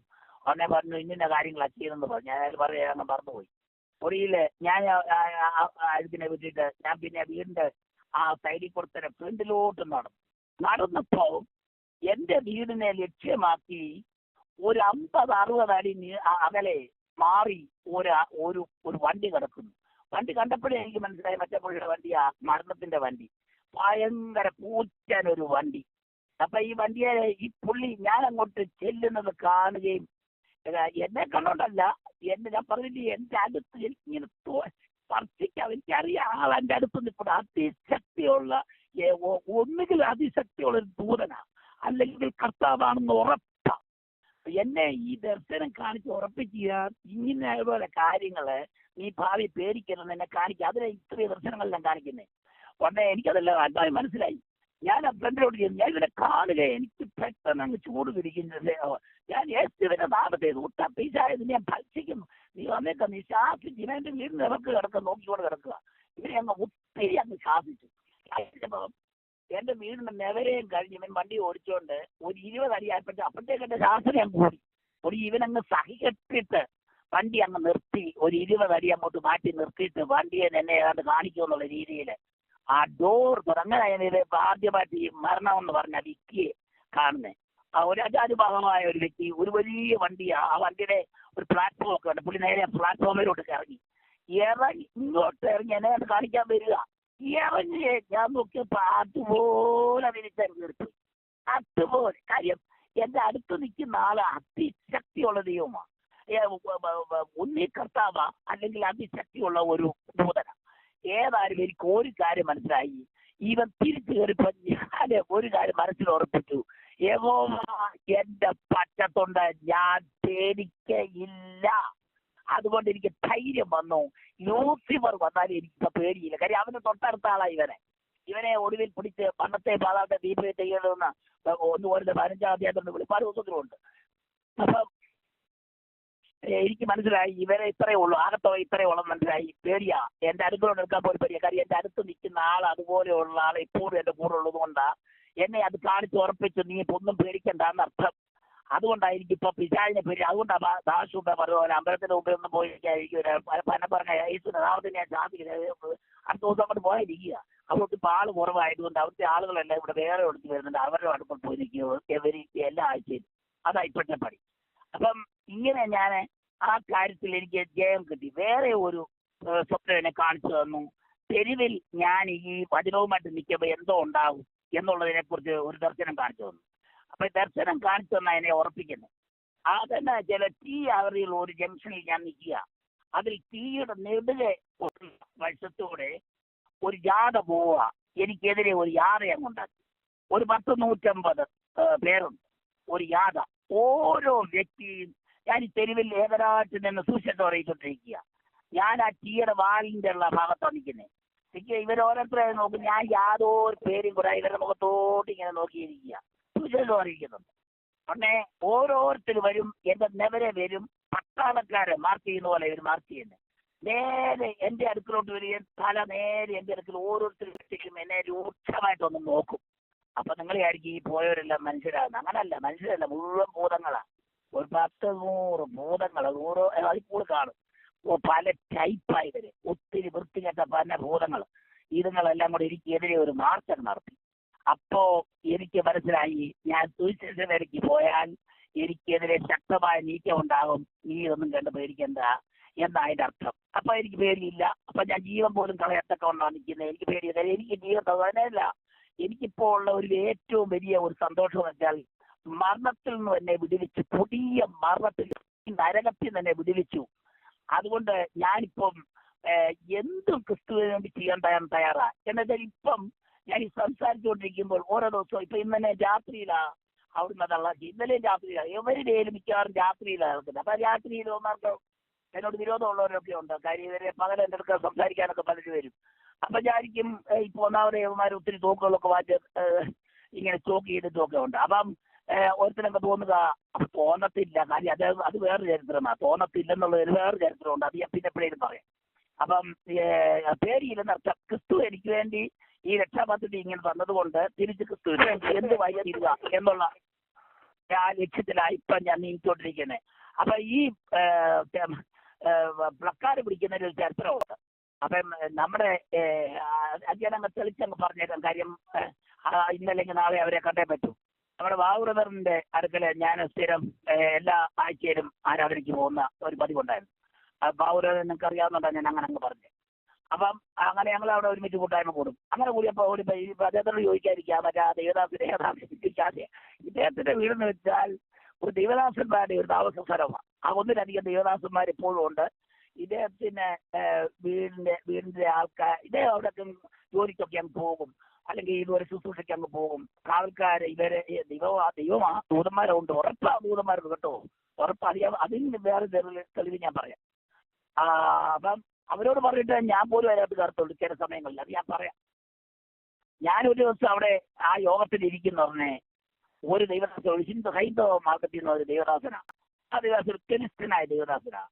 ഒരു പാവം പിടിക്കുന്ന ഒരു തോർത്ത് ഇട്ടുകൊണ്ട് എപ്പോഴും അവിടെ ചിരിച്ചുകൊണ്ട് ഇങ്ങനെ നിൽക്കും. അതേ അധികം സംസാരിക്കുന്നത് ഒട്ടും സംസാരിക്കത്തില്ല, ചിരിക്കും, അത്രയേ ഉള്ളൂ. ഈ ഒരു മാസത്തോളം ആ വീട്ടിൽ താമസിച്ചായിരുന്നു ആയിരയ്ക്ക്. അങ്ങനെ താമസിച്ചപ്പോൾ ഞാൻ അദ്ദേഹത്തിന് പലതവണയും ഇങ്ങനെ യോഗത്തിന് കൂടിയുണ്ട്. യോഗത്തിന് അങ്ങോട്ട് ഇരിക്കുമ്പോൾ ഒരാഴ്ചയിൽ ചിലപ്പം കോട്ടയത്തു നിന്ന് വേറെ ദേവദാസനോട് വന്നു. ആ പുള്ളി ഈ ദേവദാസിന്റെ തൊട്ട് അത്ര ഒരു ഇച്ചിരി ഒരു ഹാർഡായിട്ടുള്ളൊരു വ്യക്തിയാണ്. അപ്പം ഇവർ രണ്ടുപേരും ഇരുന്നപ്പം യോഗത്തിന്റെ മധ്യ വെച്ച് ഓടി വന്ന് എന്റെ തലയൊക്കെ വെച്ചു, മകനെ, ഞാൻ നിന്റെ 62ാമത്തെ വയസ്സിൽ ഒരു പ്രത്യേക ശുശ്രൂഷയ്ക്ക് വേണ്ടി വേർതിരിക്കുന്നു. നീ 62ാമത്തെ വയസ്സാകുമ്പോൾ നിനക്ക് ഞാനൊരു ശുശ്രൂഷ തരും, ഒരു പ്രത്യേക ശുശ്രൂഷ ഉണ്ട്. ഞാൻ വിചാരിച്ചത് ഈ പ്രത്യേക ശുശ്രൂഷ എന്തുവാ, ദേവദാസന്മാരൊക്കെ ഇങ്ങനെ ഓരോ ജോലി ചെയ്യുന്നത് ട്രാക്ട് കൊടുത്തു, അല്ലെങ്കിൽ എന്തുവാ ഈ പ്രത്യേക ശുശ്രൂഷ എന്ന് ഞാൻ ഇങ്ങനെ ചിന്തിച്ചു. അപ്പൊ ഏതായാലും അത് മനസ്സിലങ്ങ് സംഗ്രഹിച്ചു. യോഗം കഴിഞ്ഞ ഉടനെ മറ്റേ ദേവദാസൻ വന്നു ചോദിച്ചു, അപ്പം ബ്രദറെ, അപ്പം 4 വർഷത്തേക്ക് ഇനി കർത്താവ് വരത്തില്ലയോ എന്നായി പുള്ളി. അതുകൊണ്ട് ഞാൻ ഒന്നും മിണ്ടിയില്ല. കാര്യം ആ പറഞ്ഞ ദേവദാസൻ പറഞ്ഞത് മാത്രം ഹൃദയത്തിൽ സംഗ്രഹിച്ചു. എനിക്ക് 58 വയസ്സുള്ളപ്പോഴായി പ്രവചനം പറഞ്ഞു. ഞാൻ 62 വയസ്സാകും നോക്കിയോണ്ട് ഇങ്ങനെ ഇരിക്കുമായിരുന്നു. ഒരു രീതിയിൽ ഞാൻ ചിക്കാഗോയിൽ നിന്ന് ഇവിടേക്ക് വരത്തില്ല. എൻ്റെ മകനും പലരും ആകുന്ന പറഞ്ഞു നമുക്ക് ഡാളസിലോട്ട് വരാൻ. ഞാൻ പറഞ്ഞു എനിക്ക് വരാൻ ഒക്കത്തില്ല. അതാ അപ്പൊ എന്റെ ചിന്ത വരാൻ ഒക്കത്തില്ല എന്നുള്ളത്. അത് അങ്ങനെ ഞാൻ കെട്ടുവിട്ടില്ല, അവിടെ കിടക്കുകയെന്നാണ് ഞാൻ ചിന്തിച്ച്. അപ്പം 62 വയസ്സ് എനിക്ക് തികഞ്ഞത് സത്യം പറഞ്ഞാൽ ഇന്ന് എനിക്ക് 67 വയസ്സ് തികഞ്ഞു. ഇന്നാന്ന് തോന്നുന്നു. ഇന്ന് 25 ഇന്നാ നവംബർ 25. ഇന്ന് എനിക്ക് സാക്ഷ്യം പറയാൻ പറ്റിയത് ഓർത്ത് ഞാൻ ചോദിക്കുന്നത്. ഇപ്പോഴാണ് ഞാൻ ഓർത്തത്, അതിനെക്കുറിച്ച് ചിന്തിച്ചത് തന്നെ. എനിവേ ഇപ്പം അങ്ങനെ എനിക്ക് 62 വയസ്സ് ഇതുപോലെ നവംബർ 25 തികഞ്ഞു. 2 ആഴ്ചക്കകം എന്നുവെച്ചാൽ 15 ദിവസം പോലും എടുത്തില്ല. അതിന് വേറൊരു ദൂരം ഉടനെ ഉണ്ടായി. അത് ഞാൻ പിന്നെ എപ്പോഴും പിന്നെയും പറയാം. അത് എല്ലാം കൂടെ പറഞ്ഞാൽ ഇനി തീരുകയില്ല. ഒടുവിൽ കൃത്യം ഡിസംബർ 7-ാം തീയതി ഞാൻ ഈ ഡാളസിൽ വന്നു. നവംബർ 25 കഴിഞ്ഞിട്ട് 5 ദിവസം, നവംബർ 30, 7, 5, 12ാമത്തെ ദിവസം വണ്ടിയെ സകല സാധനം കയറ്റി ഡാളസിൽ വന്നു. എങ്ങനെ വന്നെന്ന് വെച്ചാൽ ദൈവം കൊണ്ടുവന്നു. വന്ന ഉടനെ എനിക്ക് മനസ്സിലായി കാര്യം ശുശ്രൂഷയാണെന്ന് മനസ്സിലായി. ഞാൻ പതുക്കെ കുറെ ഫ്ലാറ്റുമായിട്ടൊക്കെ ഈ വാൾമാർട്ടിലും ഈ മാളുകളിലൊക്കെ കയറാൻ തുടങ്ങി. അവരവിടെ തന്നെ ഇറക്കി വിടും. പിന്നെ കറങ്ങി തിരിഞ്ഞ് ഞാൻ അവിടെ ചെല്ലും. പിന്നെ ഞാൻ ഇങ്ങനെ കുറച്ച് അപ്പം എനിക്ക് ഈ പ്ലക്കാർഡ് കൈ കിട്ടിയ ഒരു വേറൊരു സമയത്ത് പറയാം. പ്ലക്കാർഡ് കിട്ടി, അത് വണ്ടിയിലിട്ടു. എനിക്ക് ഇംഗ്ലീഷിൽ സംസാരിക്കാൻ അറിയത്തില്ല. കാര്യം എനിക്ക് മലയാളം പറയുന്നത് ഭയങ്കര ഇഷ്ടമാണ്. എനിക്ക് മലയാളത്തിൽ പറയുന്നത് ഭയങ്കര സന്തോഷമാണ്. അതുകൊണ്ട് ഞാൻ കഴിവതും മലയാളത്തിലേ പറയത്തുള്ളൂ. എന്നോട് ഇംഗ്ലീഷ് പറയുന്നതിനോടും തിരിച്ച് ഞാൻ കഴിവതും മലയാളമേ പറയത്തുള്ളൂ. കാര്യം അപ്പഴച്ചില കഴിയുമ്പോൾ അറിയുന്നേ ഞാൻ മലയാളമാണ് പറയുന്നത്. ഉടനെ ഞാൻ പെട്ടെന്ന് അത് മാറ്റിയിട്ട് അറിയാവുന്ന ഇംഗ്ലീഷ് എന്ന് പറയും. അപ്പം ഇങ്ങനെ ആയതുകൊണ്ട് എനിക്ക് ഇംഗ്ലീഷ് പറയാനായിട്ട് വലിയായിട്ട് അറിയത്തില്ല. അപ്പൊ ഞാൻ ചോദിച്ചു, കർത്താവേ, ഞാൻ ഈ പ്ലക്കാർഡും കൊണ്ട് ഇപ്പൊ വണ്ടിയിൽ എത്തിയിട്ട് നടന്നിട്ട് ഇപ്പൊ 2 മാസമാകുന്നു. ഇതുവരെ ഇതും കൊണ്ട് എനിക്ക് ലൈനിൽ നിൽക്കാൻ ഒത്തിട്ടില്ല. എനിക്ക് ഭയമെന്ന് വെച്ചാൽ എനിക്ക് പോലീസുകാരെ ഭയമാ.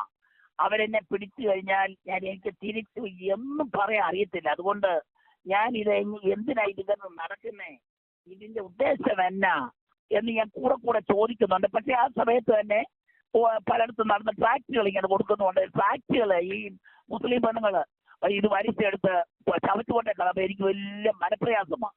ഈ മറ്റേ ഹിന്ദുക്കളും അങ്ങനെ ചെയ്യും. അല്ലെങ്കിൽ ആ കാർട്ടേൽ വിട്ടുപോകും. അപ്പൊ ഞാൻ പിന്നെ ആ കാർട്ടേൽ കേൾക്കുന്നതെല്ലാം കാർട്ടേൽ ഞാനിങ്ങനെ എടുക്കും. എനിക്ക് മനസ്സിന് ഭാരമുണ്ട്. വെറുതെ ഒത്തിരി സമയം മനക്കെട്ടല്ലോ, ഇത്രയും മണിക്കൂറുകൾ ചെലവഴിച്ചിട്ട് ഒരു ഭാരവും ഇല്ലല്ലോ, ഇവരെ കാണുന്നില്ലല്ലോ എന്നൊക്കെ ഇങ്ങനെ വിഷമമുണ്ട്. എന്നാൽ ഈ പ്ലക്കാർഡ് പിടിക്കാവുന്നുണ്ടല്ലോ, ഇവരിത് വായിക്കും. ഈ മനുഷ്യന്റെ സ്വഭാവത്തിലെ ഒരു കാണുന്നത് പെട്ടെന്ന് ഇവരുടെ കണ്ണില് ഇവർക്ക് ഇഷ്ടമല്ലെങ്കിലും പെട്ടെന്ന് അറിയാതെ വായിച്ചു. അതാ മനുഷ്യത്തിന്റെ ഒരു വീക്ക്നെസ് ആയതുകൊണ്ട് അതങ്ങനെ ചെയ്യും. അതുകൊണ്ട് ഈ പ്ലക്കാർഡിൽ എഴുതിയിരിക്കുന്നത് യേശു ക്രിസ്തുവിൽ കൂടി മാത്രമേ രക്ഷയുള്ളൂ എന്നുള്ള ഒന്ന്. മറ്റേ സൈഡിൽ ഇരിക്കുന്ന യേശുവിന്റെ രക്തം സകല പാവവും പോക്കി ശുദ്ധീകരിക്കുന്നു. വേറൊന്നേരം വലിയൊരു ബോർഡുണ്ട്. ആ ബോർഡിൽ ഇരിക്കുന്ന ഒരിക്കൽ ന്യായവിധിയും ഒരിക്കൽ മരണവും പിന്നെ ന്യായവിധിയും മനുഷ്യർക്ക് ദൈവം നിയമിച്ചിരിക്കുന്നുള്ള ആ ഭാഗം എബ്രായ ലേഖനത്തിലുള്ള ഭാവം ഇതിന്റെ അങ്ങനെ ലാസ്റ്റ് വാക്ക് അത് ഞാൻ എഴുതിയിട്ടുണ്ട്. അത് ഇത് കീപ്പ് ചെയ്യുന്നുണ്ട്. ഒടുവില് ഞാന് കേൾക്കാമോ? വലിയ മഴയാ, കേൾക്കാമോ?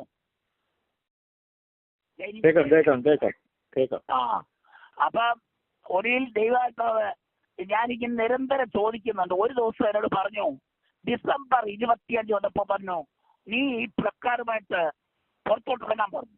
ഉടനെ ഞാനും പേടിച്ചു പോയി. കാര്യം അതുവരെ ഇത് ഇറങ്ങണം എന്ന് ചിന്തിച്ചാൽ ഞാൻ എങ്ങനെ ഒരു പേടിയുണ്ട്. കാര്യം പോലീസിനോട് എന്നോ പറയും. അങ്ങനെ ഞാൻ ആദ്യമായിട്ട് 2 കർത്താവ് പറഞ്ഞാൽ പിന്നെ ഉടനെ അങ്ങ് അനുസരിക്കും. പെട്ടെന്ന് വണ്ടി എടുത്തോണ്ട് പോയി ആ തെരുവിലെടുത്തോട്ട് കയറി അങ്ങ് നിന്ന് കഴിഞ്ഞപ്പോൾ ആൾക്കാരെല്ലാം കൈ ഉയർത്തി ഇങ്ങനെ ജനലുമൊക്കെ താത്ത കൈയുമൊക്കെ അടിക്കുകയും വലിയ പ്രോത്സാഹനം. അപ്പൊ എനിക്കൊരു ശകല ആശ്വാസമായി. ഇച്ചിരി കഴിഞ്ഞപ്പോൾ ഒരു പോലീസ് ഓഫീസറായിട്ട് മുന്നപ്പുറ വന്നു. അദ്ദേഹവും ഈ താത്തു ഗ്ലാസ് താത്തിട്ട് കൈ ഇങ്ങനെ കാണിച്ചു. അപ്പൊ എനിക്ക് മനസ്സിലായി എന്നെ ധൈര്യപ്പെടുത്താൻ ദൈവം ചെയ്യുന്ന പണിയാന്ന് മനസ്സിലായി. പിന്നീട് ഒരു ഫയർഫോഴ്സിലെ ഒരു വണ്ടി അതുവഴി പോയി. അവരും ഗ്ലാസ് താത്തു, അവരും കൈ കാണിച്ചു. അപ്പൊ എനിക്ക് മനസ്സിലായി എന്നെ ദൈവം ഉറപ്പിക്കുക പിന്നെ ഞാൻ പിറ്റേ ദിവസം എന്നോട് അഥവാ ഇവരാരും ചോദിക്കുകയാണെ പറയാം, ഇങ്ങനെ ഓഫീസറെ ഞാൻ ഇപ്പം വർഷത്തിന്റെ അന്ത്യമല്ലയോ, അതുകൊണ്ട് ഞാൻ ഇതുകൊണ്ട് ഇങ്ങനെ നിൽക്കുന്നതേ ഉള്ളെന്നൊക്കെ പറഞ്ഞ് തട്ടിയൊപ്പിച്ച് പറയാമെന്നൊക്കെ ആയിട്ട് നിൽക്കുമായിരുന്നു. പിന്നെ ഞാൻ നിർത്തിയില്ല, ഇന്നുവരെ നിർത്തിയിട്ടില്ല. ഇതാ പരിപാടി, ഇങ്ങനെ ഈ പ്ലക്കാർഡിന്റെ പരിപാടി. അപ്പം ഇപ്പൊ ഒരു 4 വർഷം കഴിഞ്ഞെന്ന് എനിക്ക് തോന്നുന്നു, അല്ലെങ്കിൽ പ്ലക്കാർഡ് പിടിക്കാൻ തന്നെ ഇപ്പൊ 4 വർഷം ആയെന്ന് തോന്നുന്നു. അപ്പം ഇങ്ങനെ ഞാൻ പിടിച്ചോണ്ടിരിക്കുമ്പോൾ ഒരു ദിവസം ഒരു സ്ഥലത്ത് വെച്ച ഒരു തമിഴ്നാടുകാരൻ ഒരു വ്യക്തിയെ കണ്ടു. അപ്പൊ അദ്ദേഹത്തിന് ഞാൻ കൊണ്ട് ട്രാക്ക് കൊടുത്തു. പിന്നെ അദ്ദേഹം പിന്നെയാണ് മനസ്സിലായത് എന്റെ കയ്യിൽ വേദവസ്വം ഉള്ളത് എനിക്ക് തോന്നി, കക്ഷത്തിൽ വേദവസ്വം ഉള്ളതുപോലെ എനിക്ക് തോന്നി, അല്ലെങ്കിൽ അദ്ദേഹത്തിന്റെ മകന്റെ കയ്യിലാണോ ഒരു വേദവസ്വം. അപ്പൊ അദ്ദേഹം ഇത് ഇങ്ങനെ ട്രാക്കൊക്കെ കൊടുക്കാൻ പട്ടേലിന്റെ പ്ലാനവരുള്ള പട്ടേലിന്റെ അവിടെ നിൽക്കുക. അപ്പൊ തിരിച്ചിറങ്ങി വന്നപ്പോ ഞങ്ങളൊന്ന് സംസാരിച്ചു. തിരിച്ചു വന്ന് സംസാരിച്ചെന്നെ ഞാൻ അങ്ങനെ ബന്ധം കൂടിക്കഴിഞ്ഞ് ഒരു ദിവസം എന്നെ വിളിച്ച് പറഞ്ഞു, പ്രസവേ ഇവിടെ ഒരു രഥയാത്ര നടക്കുന്നുണ്ട് ഡാളസിൽ. ഡാളസിൽ രഥയാത്രയോ? ഇതെന്നാ ഇന്ത്യ? അതിന് ഞാൻ ചിന്തിച്ചു. ഞാൻ ചോദിച്ചു അഡ്രസ് ഇങ്ങോട്ട് വരാൻ പറഞ്ഞു. അഡ്രസ് വന്ന് ഞാൻ നേരെ അവിടോട്ട് ചെന്നു, ഡാളസിലോട്ട് ചെന്ന് ഒരു പള്ളിയുടെ അവിടോട്ട് ചെന്നു. അപ്പൊ എനിക്ക് മനസ്സിലായി കുറച്ചു നേരം നടക്കേണ്ടതുണ്ട്. കൊണ്ട് പാർക്കിങ്ങിന് ടൗൺ എത്തിയ പ്രയാസമുണ്ട്. ഡാളസിന്റെ നടുക്കായിട്ടാ, ടൗണിന്റെ നടുക്കായിട്ടാ ഈ പാർക്ക്. അപ്പൊ അവിടെ ഒന്നും പാർക്കിംഗ് നോക്കത്തില്ല. അപ്പൊ ഞാൻ ആളിനെ ചെന്ന് കണ്ടിട്ട് പറഞ്ഞു, എനിക്ക് ഇങ്ങനെ മിനിസ്റ്റർ ഉണ്ട്, ഞാൻ ഇതും കൊണ്ട് ഇവിടെ നിൽക്കാം, നിങ്ങൾ കാറൊന്ന് പാർക്ക് ചെയ്യാൻ അനുവദിക്കാമെന്ന് ചോദിച്ചു. ഞായറാഴ്ച ചോദിച്ച് എല്ലാ ദിവസവും ചെയ്തോളാൻ പറഞ്ഞു. ഞായറാഴ്ച ചോദിച്ച് എല്ലാ ദിവസവും ചെയ്തോളാൻ പറഞ്ഞു. അങ്ങനെ ഞാൻ ഈ പാർക്കിന്റെ ചുറ്റും നടക്കാൻ തുടങ്ങി. ഈ പ്ലക്കാർഡ് പിടിക്കും, ഓരോ സിഗ്നൽ ലൈറ്റും കൂടെ പാസ് ചെയ്യും. ചിലപ്പോൾ 1 മണിക്കൂർ സിഗ്നൽ ലൈറ്റ് നിൽക്കും, അടുത്ത സിഗ്നൽ ലൈറ്റ് 1 മണിക്കൂർ നിൽക്കും. അങ്ങനെ ഒരു റൗണ്ട് ചെയ്യും. ഒരു 3-4 മണിക്കൂർ നിൽക്കുമ്പോഴത്തേക്ക് ഒരു റൗണ്ട് ചെയ്യും. അങ്ങനെ ചെയ്ത് 5 ദിവസം ഒറ്റ ചെയ്തു. 5 ദിവസം ചെയ്തിട്ട് ഇവർ പറഞ്ഞ ഡേറ്റില് രാവിലെ ഞാൻ എഴുന്നേറ്റ് ഇതിന്റെ കവാടത്തിൽ പോയി നിന്ന് ദൈവാത്മാവരോട് പറഞ്ഞു, ഇന്നടുത്ത് പോയി നിൽക്കാൻ പറഞ്ഞു. ഞാൻ അവിടെ പോയി നിന്നപ്പോൾ ആരെയും കാണുന്നില്ല. പക്ഷേടാ ഇവര് എവിടെ പോയി എന്നെല്ലാം വിചാരിച്ച് ഞാനിങ്ങനെ നിൽക്കുമ്പോ ഏകദേശം ഒരു 3/4 മൈൽ അകലെ ദൂരെ അത് കാണാം സ്ട്രേറ്റ്. ഇവരെ ഒരു സ്ട്രീറ്റ് തിരിഞ്ഞ് ഇങ്ങോട്ട് വരുന്നു. അപ്പൊ ഒത്തിരി പോലീസ് ഇപ്പോൾ ഡാളസിലെ പോലീസിൽ ഒത്തിരി പോലീസ് ഈ റോഡിൽ അടിച്ച് നിൽക്കുക. എന്റെ ഈ 2 പ്ലക്കാർഡുണ്ട്. ഒന്ന് ഞാൻ പറഞ്ഞ അത് യേശു ക്രിസ്തുവിൽ കൂടി മാത്രമേ ഉള്ളൂ, ഇരുമ്പേല ഉണ്ടാക്കിയേക്കുന്നത്, ഇരുമ്പ് സ്റ്റാൻഡും ഇരുമ്പ് തകിടും. അപ്പൊ യേശു ക്രിസ്തുവിന്റെ രക്തം സകല പാപവും നോക്കി ശുദ്ധീകരിക്കുന്നു എന്നുള്ളതാണ്. അപ്പൊ ഇവരെ രഥവുമായിട്ട് ഇങ്ങോട്ട്, രഥത്തിന് ഒരു 15 അടി ഉയരമുണ്ട്. രഥത്തിന്റെ മണ്ടയിലെ ആൾക്കാർ ഇരിപ്പുണ്ട്, സ്വാമിമാരൊക്കെ ഉണ്ട്. ഇതിന്റെ മുമ്പില് കുറച്ച് പുരുഷന്മാര് പലവിധമായ ഇവരുടെ പാട്ടുകളും പാടി നൃത്തം ചെയ്ത് വരുന്നുണ്ട്. അതിനൊരു 100 അടി മുമ്പിൽ തന്നെ ആദ്യം വരുന്ന സ്ത്രീകളാണ്. ഇവര് നമ്മളവിടുത്തെ നൃത്തം കണ്ടിട്ടില്ല, ഇവരിങ്ങനെ കൈ പിടിച്ച് ഇങ്ങനെ റൗണ്ട് ചുറ്റി ഇവരെ ആ സ്ഥലം അടച്ച് വരിക. അവർക്ക് പെർമിഷൻ ഒക്കെ വാങ്ങിച്ച അവർ വരുന്നേ. അപ്പൊ ഞാൻ ഇങ്ങോട്ട് വരട്ടെ എന്ന് വിചാരിച്ചു. ഒരു 180 അടി ഇങ്ങോട്ട് വന്നു. ഞാനുമായിട്ടുള്ള ഡിസ്റ്റൻസ് 180 അടി. ഞാൻ ആ കവാടത്തിനടുത്ത് നിൽക്കുക, പോലീസ് മൊത്തം നിൽക്കുക. ഈ 2 അപ്പോൾ എന്റെ ശരീരത്തിന് ചൂട് പിടിച്ചപ്പോൾ ഈ 2 കൈയിൽ ആകാശത്തോട്ട് ഞാൻ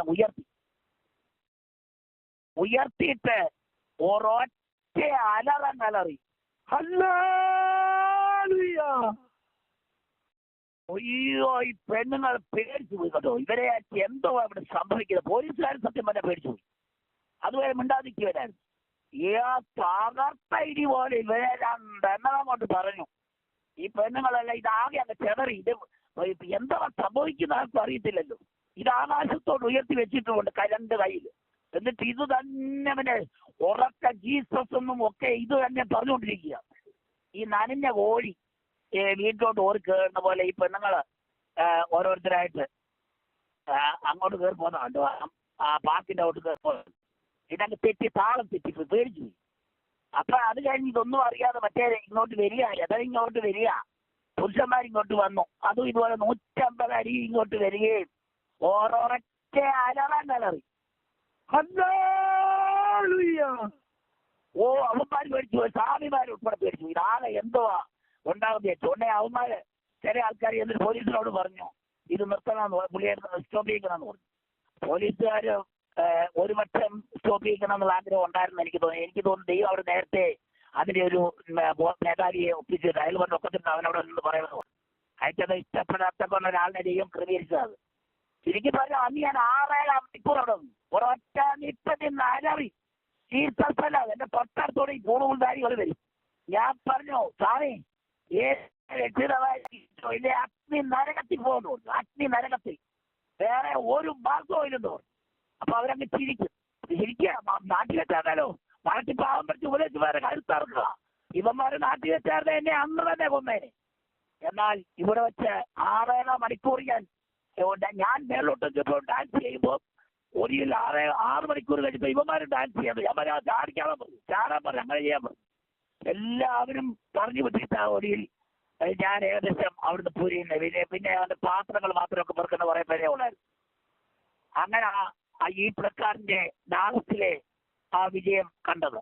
പിന്നെ ഞാൻ അമർദാന്റെ അവരെ അങ്ങനെ ഞാൻ വിളിക്കത്തില്ല, കൊല്ലംകാരിയെന്നാണ് ഞാൻ വിളിക്കുന്നത്. അതെ, കൊല്ലംകാരിന്ന് എന്നോട് വിളിക്കണമെന്ന് എന്നെ പഠിപ്പിച്ചത് ബാഹുബ്രദറാ. ബാഹുബ്രദർ അവളെ വിളിക്കുന്ന വേറൊരു ഭാഷയാണ്, ഞാനത് ഇപ്പൊ പറയുന്നില്ല. അപ്പം ഇവള് അവിടെ ഡാലസിന്റെ ഇപ്പുറത്തൊരു സിറ്റിയുണ്ട്, ഞാൻ പേര്